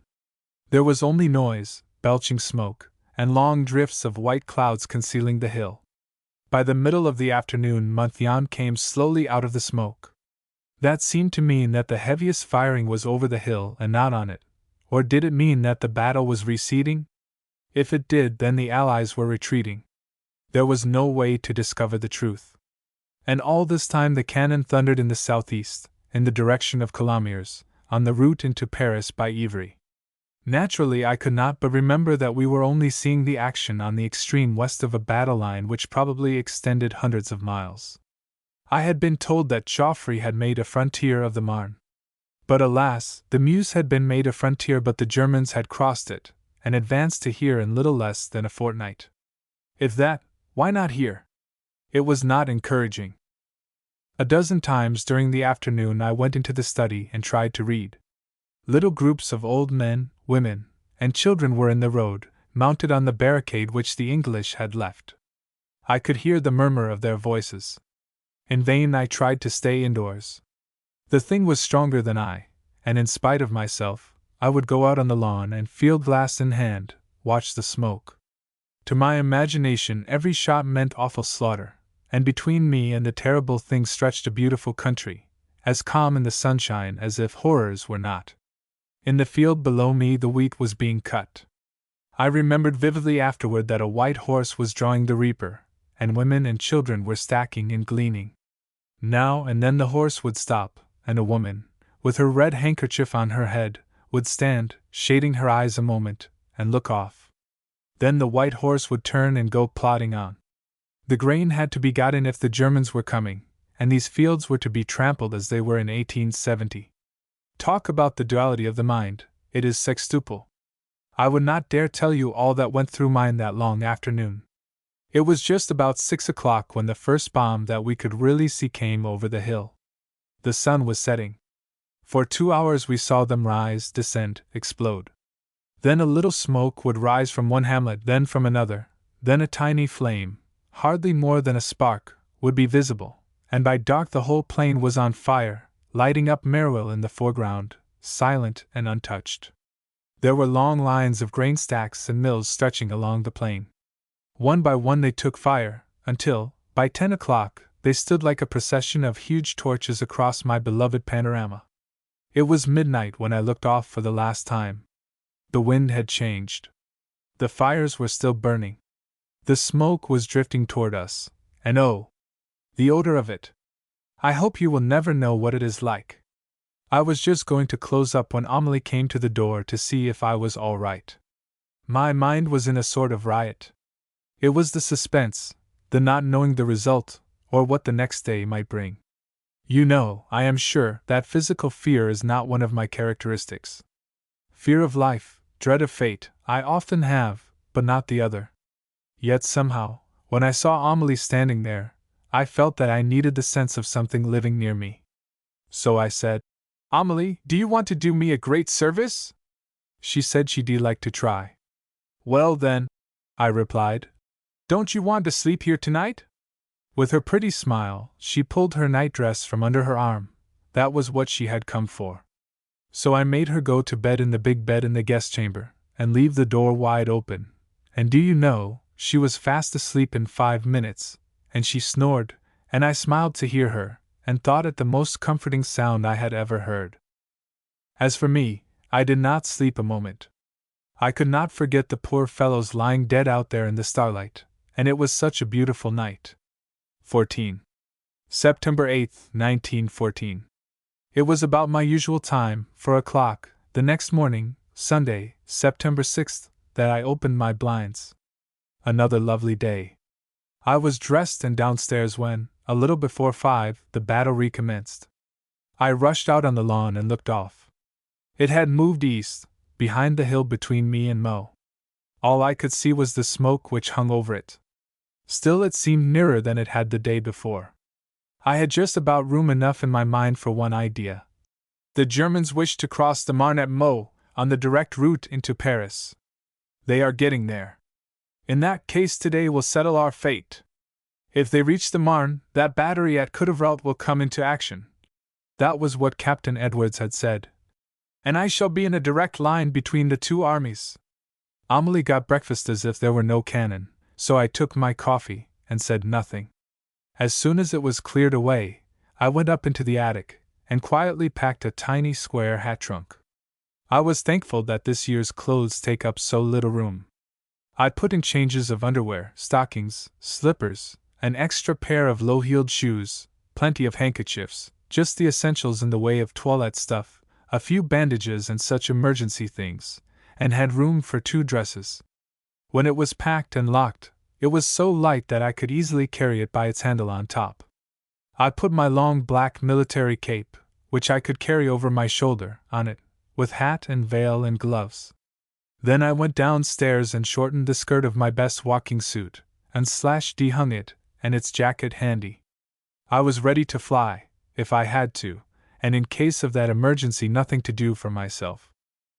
I had got all this done systematically when my little French friend, I call her Mile, Henriette now, came to the door to say that she simply could not stand another day of it. She had put, she said, all the ready money they had inside her corset, and a little box which contained all her dead father's decorations also, and she was ready to go. She took out the box and showed the pretty jeweled things, his cross of the Légion d'honneur, his papal decoration, and several foreign orders. Her father, it seems, was an officer in the army, a great friend of the Orleans family, and grandson of an officer of Louis XVI's Imperial Guard. She begged me to join them in an effort to escape to the south. I told her frankly that it seemed to me impossible, and I felt it safer to wait until the English officers at Coudevrelt notified us that it was necessary. It would be as easy then as now, and I was sure that it was safer to wait for their advice than to adventure it for ourselves. Besides, I had no intention of leaving my home and all the souvenirs of my life without making every effort I could to save them up to the last moment. In addition to that, I could not see myself joining that throng of homeless refugees on the road, if I could help it. But, she insisted, you cannot save your house by staying. We are in the same position. Our house is full of all the souvenirs of my father's family. It is hard to leave all that, but I am afraid, terribly afraid for the children. I could not help asking her how she proposed to get away. So far as I knew, there was not a carriage to be had. She replied that we could start on foot in the direction of Melun, and perhaps find an automobile. We could share the expense. Together we could find a way, and what was more, that I could share my optimism and courage with them, and that would help. That made me laugh, but I didn't think it necessary to explain to her that, once away from the shelter of my own walls, I should be just as liable to a panic as anyone else, or that I knew we should not find a conveyance, or, worse still, that her money and her jewels would hardly be safe inside her corset if she were to meet with some of the Uhlans who were still about us. Amelie had not allowed me to carry a sew on me, nor even my handbags, since we knew they were here. Such things as that have been hidden all ready to be snatched up, ever since I came home from Paris last Wednesday, only 4 days ago, after all. Poor Mile. Henriette went away sadly when she was convinced that my mind was made up. "Goodbye," she called over the hedge. "I seem to be always taking leave of you." I did not tell Amelie anything about this conversation. What was the good? I fancy it would have made no difference to her. I knew pretty well to what her mind was made up. Nothing in the world would have made Père budge. He had tried it in 1870, and had been led to the German post with a revolver at his head. He did not have any idea of repeating the experience. It was less than half an hour later that Mile. Henriette came up the hill again. She was between tears and laughter. "Mother will not go," she said. "She says if you can stay we must. She thinks staying is the least of two evils. We can hide the babies in the cave if necessary, and they may be as safe there as on the road." I could not help saying that I should be sorry if my decision influenced theirs. I could be responsible for myself. I could not bear to have to feel any responsibility for others in case I was wrong. But she assured me that her mother had been of my opinion from the first. "Only," she added, "if I could have coaxed you to go, she would have gone too." This decision did not add much to my peace of mind all that long Sunday. It seems impossible that it was only day before yesterday. I think the suspense was harder to bear than that of the day before, though all we could see of the battle were the dense clouds of smoke rising straight into the air behind the green hill under such a blue sky all aglow with sunshine, with the incessant booming of the cannon, which made the contrast simply monstrous. I remember that it was about 4 in the afternoon when I was sitting in the arbor under the crimson rambler, which was a glory of bloom, that Père came and stood near by on the lawn, looking off. With his hands in the pockets of his blue apron, he stood silent for a long time. Then he said, "Listen to that. They are determined to pass. This is different from 1870. In 1870 the Germans marched through here with their guns on their shoulders. There was no one to oppose them. This time it is different. It was harvest time that year, and they took everything, and destroyed what they did not take. They bedded their horses in the wheat. You see, Pére's father was in the Franco-Prussian War, and his grandfather was with Napoleon at Moscow, where he had his feet frozen. Père is over 70, and his father died at 96. Poor old Père just hates the war. He is as timid as a bird, can't kill a rabbit for his dinner. But with the queer spirit of the French farmer he has kept right on working as if nothing were going on. All day Saturday and all day Sunday he was busy digging stone to mend the road. The cannonading ceased a little after 6, 13 hours without intermission. I don't mind confessing to you that I hope the war is not going to give me many more days like that one. I'd rather the battle would come right along and be done with it. The suspense of waiting all day for that battery at Coudevrelt to open fire was simply nasty. I went to bed as ignorant of how the battle had turned as I was the night before. Oddly enough, to my surprise, I slept, and slept well. 15. September 8, 1914. I did not wake on the morning of Monday, September 7th, yesterday, until I was waked by the cannon at 5. I jumped out of bed and rushed to the window. This time there could be no doubt of it. The battle was receding. The cannonading was as violent, as incessant, as it had been the day before, but it was surely farther off, to the northeast of Meaux. It was another beautiful day. I never saw such weather. Amelie was on the lawn when I came down. They are surely retreating, she called as soon as I appeared. They surely are, I replied. It looks as if they were somewhere near Lizzie-sur-Iorque. And that was a guess of which I was proud a little later. I carry a map around these days as if I were an army officer. As Amelie had not been for the milk the night before, she started off quite gaily for it. She has to go to the other side of Voisin's. It takes her about half an hour to go and return, so, just for the sake of doing something, I thought I would run down the hill and see how Henriette and the little family had got through the night. Amelie had taken the road across the fields. It is rough walking, but she doesn't mind. I had stopped to tie a fresh ribbon about my cap, a tricolor, and was about 5 minutes behind her. I was about halfway down the hill when I saw Amelie coming back, running, stumbling, waving her milk can and shouting, "Madame, un anglais, un anglais!" And sure enough, coming on behind her, his face wreathed in smiles, was an English bicycle scout, wheeling his machine. As soon as he saw me, he waved his cap, and Amelie breathlessly explained that she had said, "Dame Américaine," and he had dismounted and followed her at once. We went together to meet him. As soon as he was near enough, he called out, "Good morning. Everything is all right. Germans been as near you as they will ever get. Close shave." "Where are they?" I asked as we met.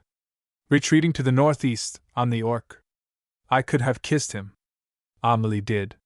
She simply threw both arms round his neck and smacked him on both cheeks, and he said, "Thank you, ma'am," quite prettily, and like the nice clean English boy he was, he blushed.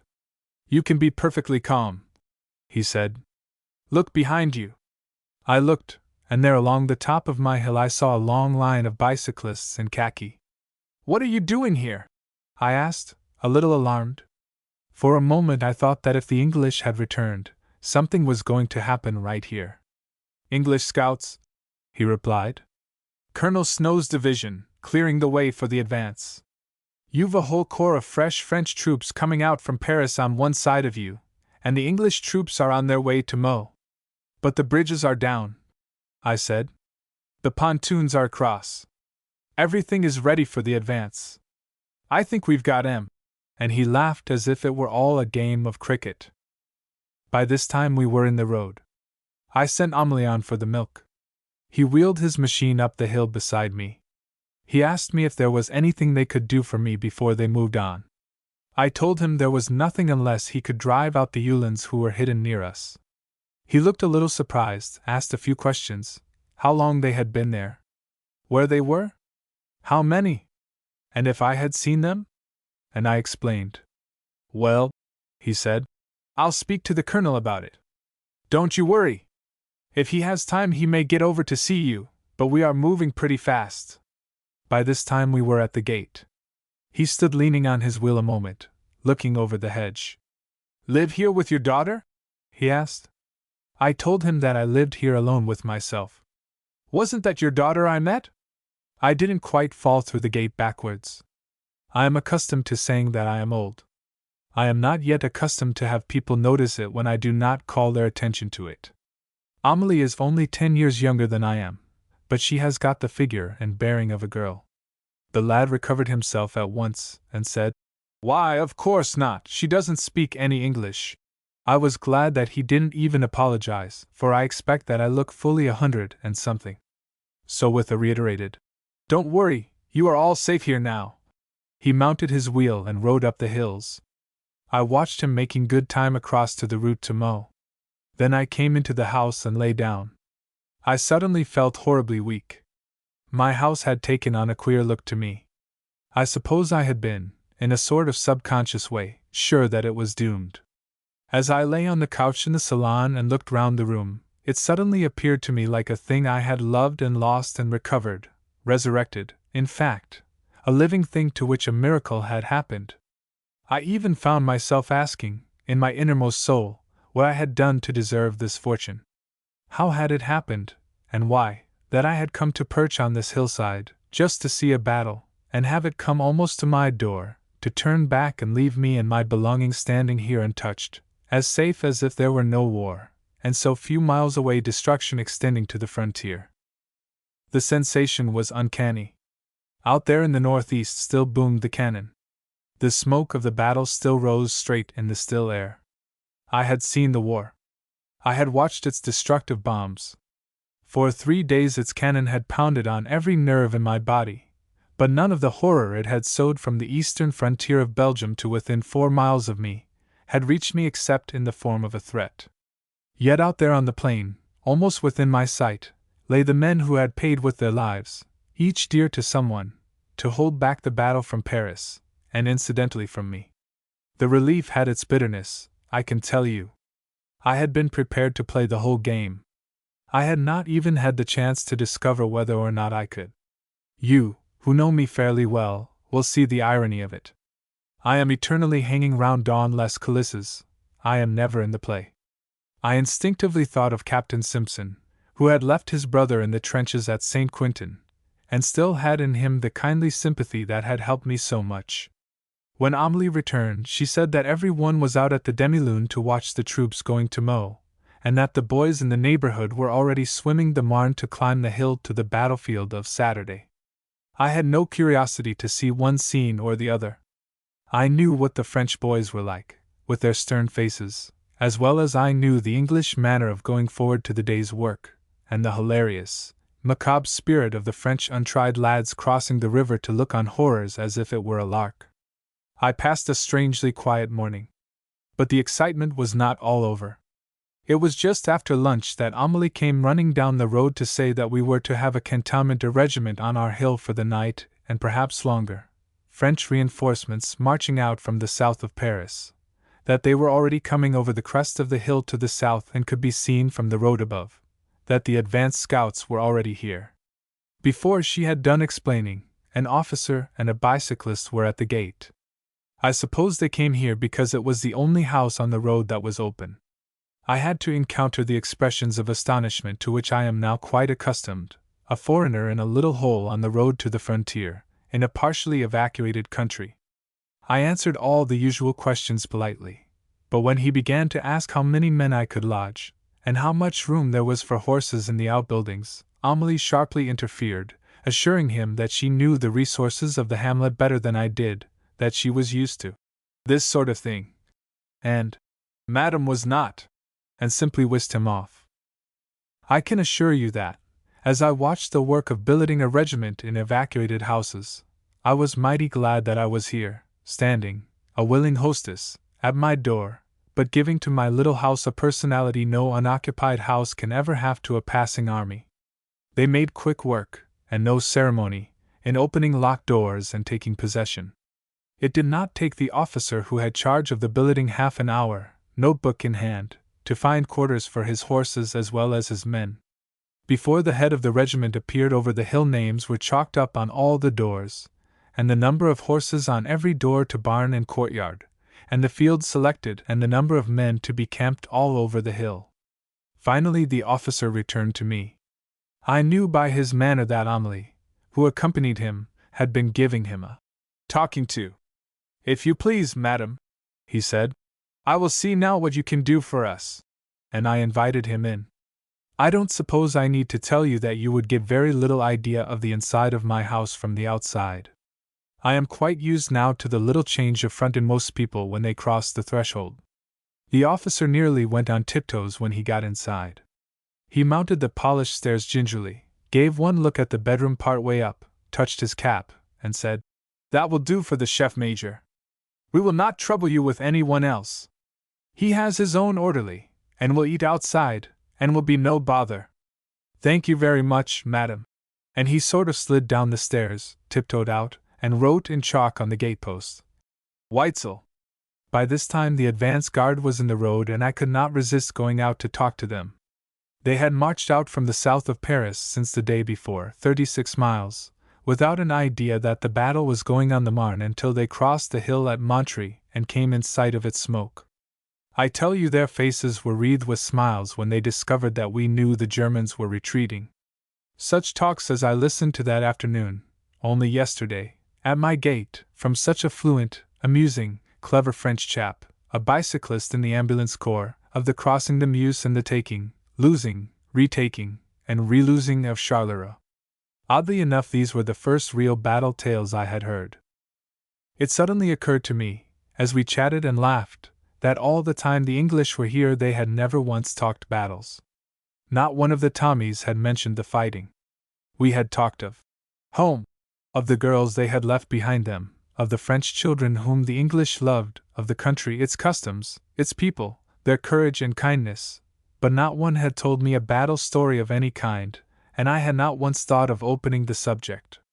But this French lad of the ambulance corps, with his Latin eloquence, and his national gift of humor and graphic description, with a smile in his eyes, and a laugh on his lips, told me stories that made me see how war affects men, and how often the horrible passes across the line into the grotesque. I shall never forget him as he stood at the gate, leaning on his wheel, describing how the Germans crossed the Meuse, a feat which cost them so dearly that only their superior number made a victory out of a disaster. "I suppose," he said, "that in the history of the war it will stand as a success. At any rate, they came across, which was what they wanted. We could only have stopped them, if at all, by an awful sacrifice of life. Joffre is not doing that. If the Germans want to fling away their men by the tens of thousands, let them. In the end we gain by it. We can rebuild a country, we cannot so easily recreate a race. We mowed them down like a field of wheat, by the tens of thousands, and tens of thousands sprang into the gaps. They advanced shoulder to shoulder. Our guns could not miss them, but they were too many for us. If you had seen that crossing, I imagine it would have looked to you like a disaster for Germany. It was so awful that it became comic. I remember one point where a bridge was mined. We let the first divisions of artillery and cavalry come right across onto our guns. They were literally destroyed. As the next division came onto the bridge, up it went, men, horses, guns dammed the flood, and the cavalry literally crossed on their own dead. We are bold enough, but we are not so foolhardy as to throw away men like that. They will be more useful to Joffre later. It was the word comic that did for me. There was no sign in the fresh young face before me that the horror had left a mark. If the thought came to him that every one of those tens of thousands whose bodies damned and red in the flood was dear to someone weeping in Germany, his eyes gave no sign of it. Perhaps it was as well for the time being. Who knows? I felt the same revolt against the effect of war when he told me of the taking and losing of Charleroi, and set it down as the most grotesque sight he had ever seen. Grotesque simply made me shudder, when he went on to say that even there, in the narrow streets, the Germans pushed on in close order, and that the French mitrailleuses, which swept the street that he saw, made such havoc in their ranks that the air was so full of flying heads and arms and legs, of boots, and helmets, swords, and guns that it did not seem as if it could be real. It looked like some burlesque, and that even one of the gunners turned ill and said to his commander, who stood beside him, "For the love of God, Colonel, shall I go on?" And the colonel, with folded arms, replied, "Fire away." Perhaps it is lucky, since war is, that men can be like that. When they cannot, what then? But it was too terrible for me, and I changed the subject by asking him if it were true that the Germans deliberately fired on the Red Cross. He instantly became grave and prudent. "Oh, well," he said, "I would not like to go on oath. We have had our field ambulance destroyed. But you know the Germans are often bad marksmen. They've got an awful lot of ammunition. They fire it all over the place. They are bound to hit something. If we screen our hospital behind a building and a shell comes over and blows us up, how can we swear the shell was aimed at us?" Just here the regiment came over the hill, and I retreated inside the gate where I had pails of water ready for them to drink. They were a sorry-looking lot. It was a hot day. They were covered with dirt, and you know the ill-fitting uniform of the French common soldier would disfigure into tramp on the best-looking man in the world. The barricade was still across the road. With their packs on their backs, their tin dippers in their hands for the drink they so needed, perspiring in their heavy coats, they crawled, line after line, under the barrier until an officer rode down and called sharply, "Halt!" The line came to a standstill. "What's that thing?" asked the officer sternly. I replied that obviously it was a barricade. Who put it there? He asked peremptorily, as if I were to blame. I told him that the English did. When? I felt as if I were being rather severely cross-examined, but I answered as civilly as I could. The night before the battle. He looked at me for the first time, and softened his tone a bit, my white hair and beastly accent, I suppose, as he asked, "What is it for?" I told him it was to prevent a detachment of Uhlans from coming up the hill. He hesitated a moment, then asked if it served any purpose now. I might have told him that the Uhlans were still here, but I didn't. I simply said that I did not know that it did. "Cut it down!" he ordered, and in a moment it was cut on one end and swung round against the bank and the regiment marched on. It was just after that I discovered the explanation of what had happened to my Irish scout on Saturday. An exhausted soldier was in need of a stimulant, and one of his comrades, who was supporting him, asked me if I had anything. I had nothing but the bottle out of which the Irish scout had drunk. I rushed for it, poured some into the tin cup held out to me, and just as the poor fellow was about to drink, his comrade pulled the cup away, smelt it, and exclaimed, "Don't drink that. Here, put some water in it. That's not cider. It's eau de vie de prunes." I can tell you I was startled. I had never tasted eau de vie de prunes, a native brew, stronger than brandy, and far more dangerous, and my Irishman had pulled off a full champagne glass at a gulp, and never winked. No wonder he fell off his wheel. The wonder is that he did not die on the spot. I was humiliated. Still, he was Irish and perhaps he didn't care. I hope he didn't. But only think, he will never know that I did not do it on purpose. He was probably gloriously drunk. Anyway, it prevented his coming back to make that visit he threatened me with. The detachment of the regiment which staggered past my gate camped in the fields below me and in the courtyards at Voisin's, and the rest of them made themselves comfortable in the fields at the other side of the hill and the outbuildings on Amelie's Place, and the officers and the ambulance corps began to seek their quarters. I was sitting in the library when my guest, Chef Major Weitzel, rode up to the gate. I had a good chance to look him over, as he marched up the path. He was a dapper, upright, little chap. He was covered with dust from his head to his heels. I could have written his name on him anywhere. Then I went to the door to meet him. I suppose he had been told that he was to be lodged in the house of an American. He stopped abruptly, halfway up the path, as I appeared, clicked his heels together, and made me his best bow, as he said, "I am told, madam, that you are so gracious as to offer me a bed." I might have replied literally, "Offer?" I had no choice. But I did not. I said politely that if Monsieur le Chef Major would take the trouble to enter, I should do myself the distinguished honor of conducting him to his chamber, having no servant for the moment to perform for him that service, and he bowed at me again, and marched in, no other word for it, and came up the stairs behind me. As I opened the door of my guest room, and stood aside to let him pass, I found that he had paused halfway up and was giving my raftered green salon and the library beyond a curious glance. Being caught, he looked up at once and said, "So you are not afraid?" I supposed he was inspired by the fact that there were no signs of any preparations to evacuate. I replied that I could not exactly say that, but that I had not been sufficiently afraid to run away and leave my house to be looted unless I had to. "Well," he said with a pleasant laugh, "that is about as good an account of himself as many a brave soldier can give the night before his first battle." And he passed me with a bow and I closed the door.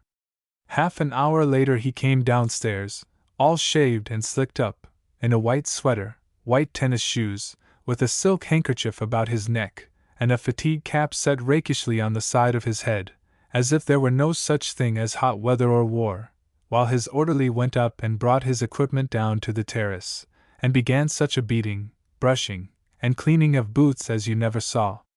At the library door he stopped, looked in, and said, "This is nice." And before I could get together decent French enough to say that I was honored, or my house was, at his approval, he asked if he might be so indiscreet as to take the liberty of inviting some of his fellow officers to come into the garden and see the view. Naturally, I replied that Monsieur le Chef Major was at home and his comrades would be welcome to treat the garden as if it were theirs, and he made me another of his bows and marched away, to return in 5 minutes, accompanied by half a dozen officers and a priest. As they passed the window, where I still sat, they all bowed at me solemnly, and Chef Major Weitzel stopped to ask if Madame would be so good as to join them, and explain the country, which was new to them all. Naturally, Madame did not wish to. I had not been out there since Saturday night. Was it less than 48 hours before? But equally naturally I was ashamed to refuse. It would, I know, seem super sentimental to them. So I reluctantly followed them out. They stood in a group about me, these men who had been in battles, come out safely, and were again advancing to the firing line as smilingly as one would go into a ballroom, while I pointed out the towns and answered their questions, and no one was calmer or more keenly interested than the Breton priest, in his long soutane with the red cross on his arm. All the time the cannon was booming in the northeast, but they paid no more attention to it than if it were a threshing machine. There was a young lieutenant in the group who finally noticed a sort of reluctance on my part which I evidently had not been able to conceal, to looking off at the plain, which I own I had been surprised to find as lovely as ever. He taxed me with it, and I confessed, upon which he said, "That will pass. The day will come, nature is so made, luckily, when you will look off there with pride, not pain, and be glad that you saw what may prove the turning of the tide in the noblest war ever fought for civilization. I wonder." The chef major turned to me, caught me looking in the other direction, to the west where deserted Esply climbed the hill. "May I be very indiscreet?" he asked. I told him that he knew best. "Well," he said, "I want to know how it happens that you, a foreigner, and a woman, happen to be living in what looks like exile, all alone on the top of a hill, in wartime?" I looked at him a moment, and well, conditions like these make people friendly with one another at once. I was, you know, never very reticent, and in days like these even the ordinary reticences of ordinary times are swept away. So I answered frankly, as if these men were old friends, and not the acquaintances of an hour, that, as I was, as they could see, no longer young, very tired, and yet not weary with life, but more interested than my strength allowed. I had sought a pleasant retreat for my old age, not too far from the city of my love, and that I had chosen this hilltop for the sake of the panorama spread out before me, that I had loved it every day more than the day before, and that exactly 3 months after I had sat down on this hilltop this awful war had marched to within sight of my gate, and banged its cannon and flung its deadly bombs right under my eyes. Do you know, every mother's son of them threw back his head, and laughed aloud. I was startled. I knew that I had shown unnecessary feeling, but I knew it too late. I made a dash for the house, but the lieutenant blocked the way. I could not make a scene. I never felt so like it in my life. Come back, he said. "We all apologize. It was a shame to laugh. But you are so vicious and so personal about it. After all, you know, the gods were kind to you. It did turn back, those waves of battle. You had better luck than Canute. Besides," said the chef major, "you can always say that you had front row stage box." There was nothing to do to save my face but to laugh with them. And they were still laughing when they tramped across the road to dinner. I returned to the house rather mortified at having been led into such an unnecessary display of feeling, but I suppose I had been in need of some sort of an outlet. After dinner they came back to the lawn to lie about smoking their cigarettes. I was sitting in the arbor. The battle had become a duel of heavy artillery, which they all found magnificent. These men who had been in such things. Suddenly the chef major leaped to his feet. Listen, an aeroplane. We all looked up. There it was, quite low, right over our heads. "A Taube!" he exclaimed, and before he had got the words out of his mouth, crick crack crack snapped the musketry from the field behind us. The soldiers had seen it. The machine began to rise. I stood like a rock, my feet glued to the ground, while the regiment fired over my head. But it was sheer willpower that kept me steady among these men who were treating it as if it were a 14th of July show. I heard a ping. "Touch," said the officer as the Taube continued to rise. Another ping. Still it rose, and we watched it sail off toward the hills at the southeast. Hit but not hurt, sighed the officer, dropping down on the grass again, with a sigh. It is hard to bring them down at that height with rifles, but it can be done. Perhaps the English battery will get it, said I. It is going right toward it. If there is an English battery up there, replied he, that is probably what he is looking for. It is hardly likely to unmask for a Taube. I am sorry we missed it. You have seen something of the war. It is a pity you should not have seen it come down. It is a beautiful sight. I thought to myself that I preferred it should not come down in my garden. But I had no relish for being laughed at again, so I did not say it. Soon after they all went to bed, very early, and silence fell on the hilltop. I took a look round before I went to bed. I had not seen Amelie since the regiment arrived. But she, who had done everything to spare me inconvenience, had 14 officers quartered in her place, and goodness knows how many horses, so she had little time to do for me. The hillside was a picture I shall never forget. Everywhere men were sleeping in the open, their guns beside them. Fires, over which they had cooked, were smoldering, pickets everywhere. The moon shed a pale light and made long shadows. It was really very beautiful if one could have forgotten that tomorrow many of these men would be sleeping for good. Life's fitful dream. Over. 16. September 8, 1914. This morning everything and everybody was astir early. It was another gloriously beautiful day. The birds were singing as if to split their throats. There was a smell of coffee all over the place. Men were hurrying up and down the hill, to and fro from the wash-house, bathing, washing out their shirts and stockings and hanging them on the bushes, rubbing down horses and douching them, cleaning saddles and accoutrements. There is a lot of work to be done by an army besides fighting. It was all like a play, and every one was so cheerful.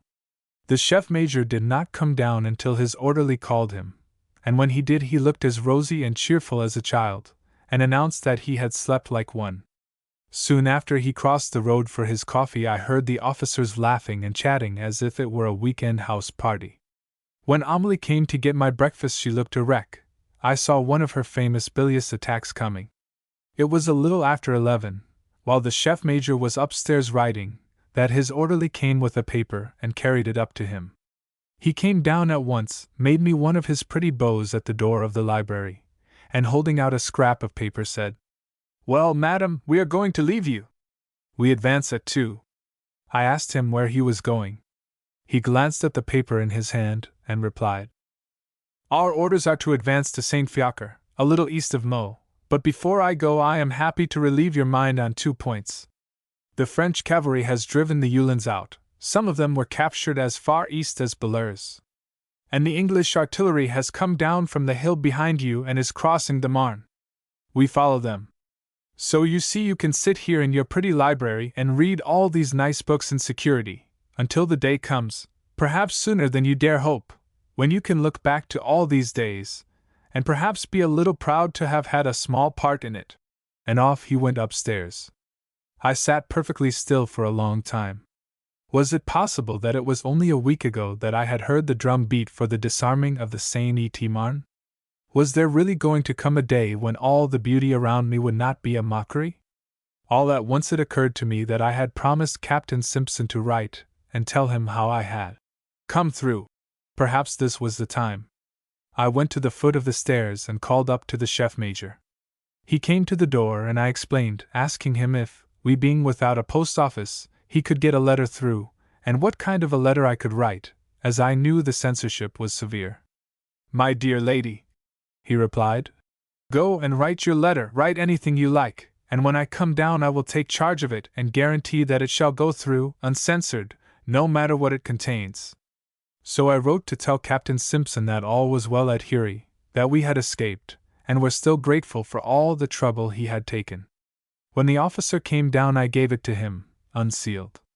Seal it, he said, and when I had done so he wrote, "Read and approved," on the envelope, and gave it to his orderly, and was ready to say, "Goodbye.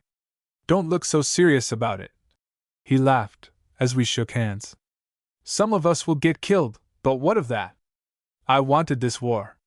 I prayed for it. I should have been sad enough if I had died before it came. I have left a wife and children whom I adore, but I am ready to lay down my life cheerfully for the victory of which I am so sure. Cheer up. I think my hour has not yet come. I had 3 horses killed under me in Belgium. At Charleroi a bomb exploded in a staircase as I was coming down. I jumped, not a scratch to show. Things like that make a man feel immune, but who knows? I did my best to smile as I said, I don't wish you courage, you have that, but good luck. Thank you, he replied. You've had that. And away he marched, and that was the last I saw of him. I had a strange sensation about these men who had in so few days passed so rapidly in and out of my life, and in a moment seemed like old friends. There was a bustle of preparation all about us. Such a harnessing of horses, such a rolling up of half-dried shirts, but it was all orderly and systematic. Over it all hung the smell of soup kettles, the preparations for the midday meal, and a buzz of many voices as the men sat about eating out of their tin dishes.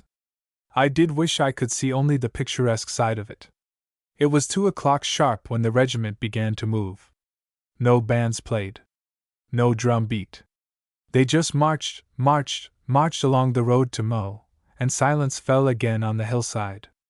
Off to the northeast the cannon still boomed. It is still booming now as I write, and it is after 9 o'clock.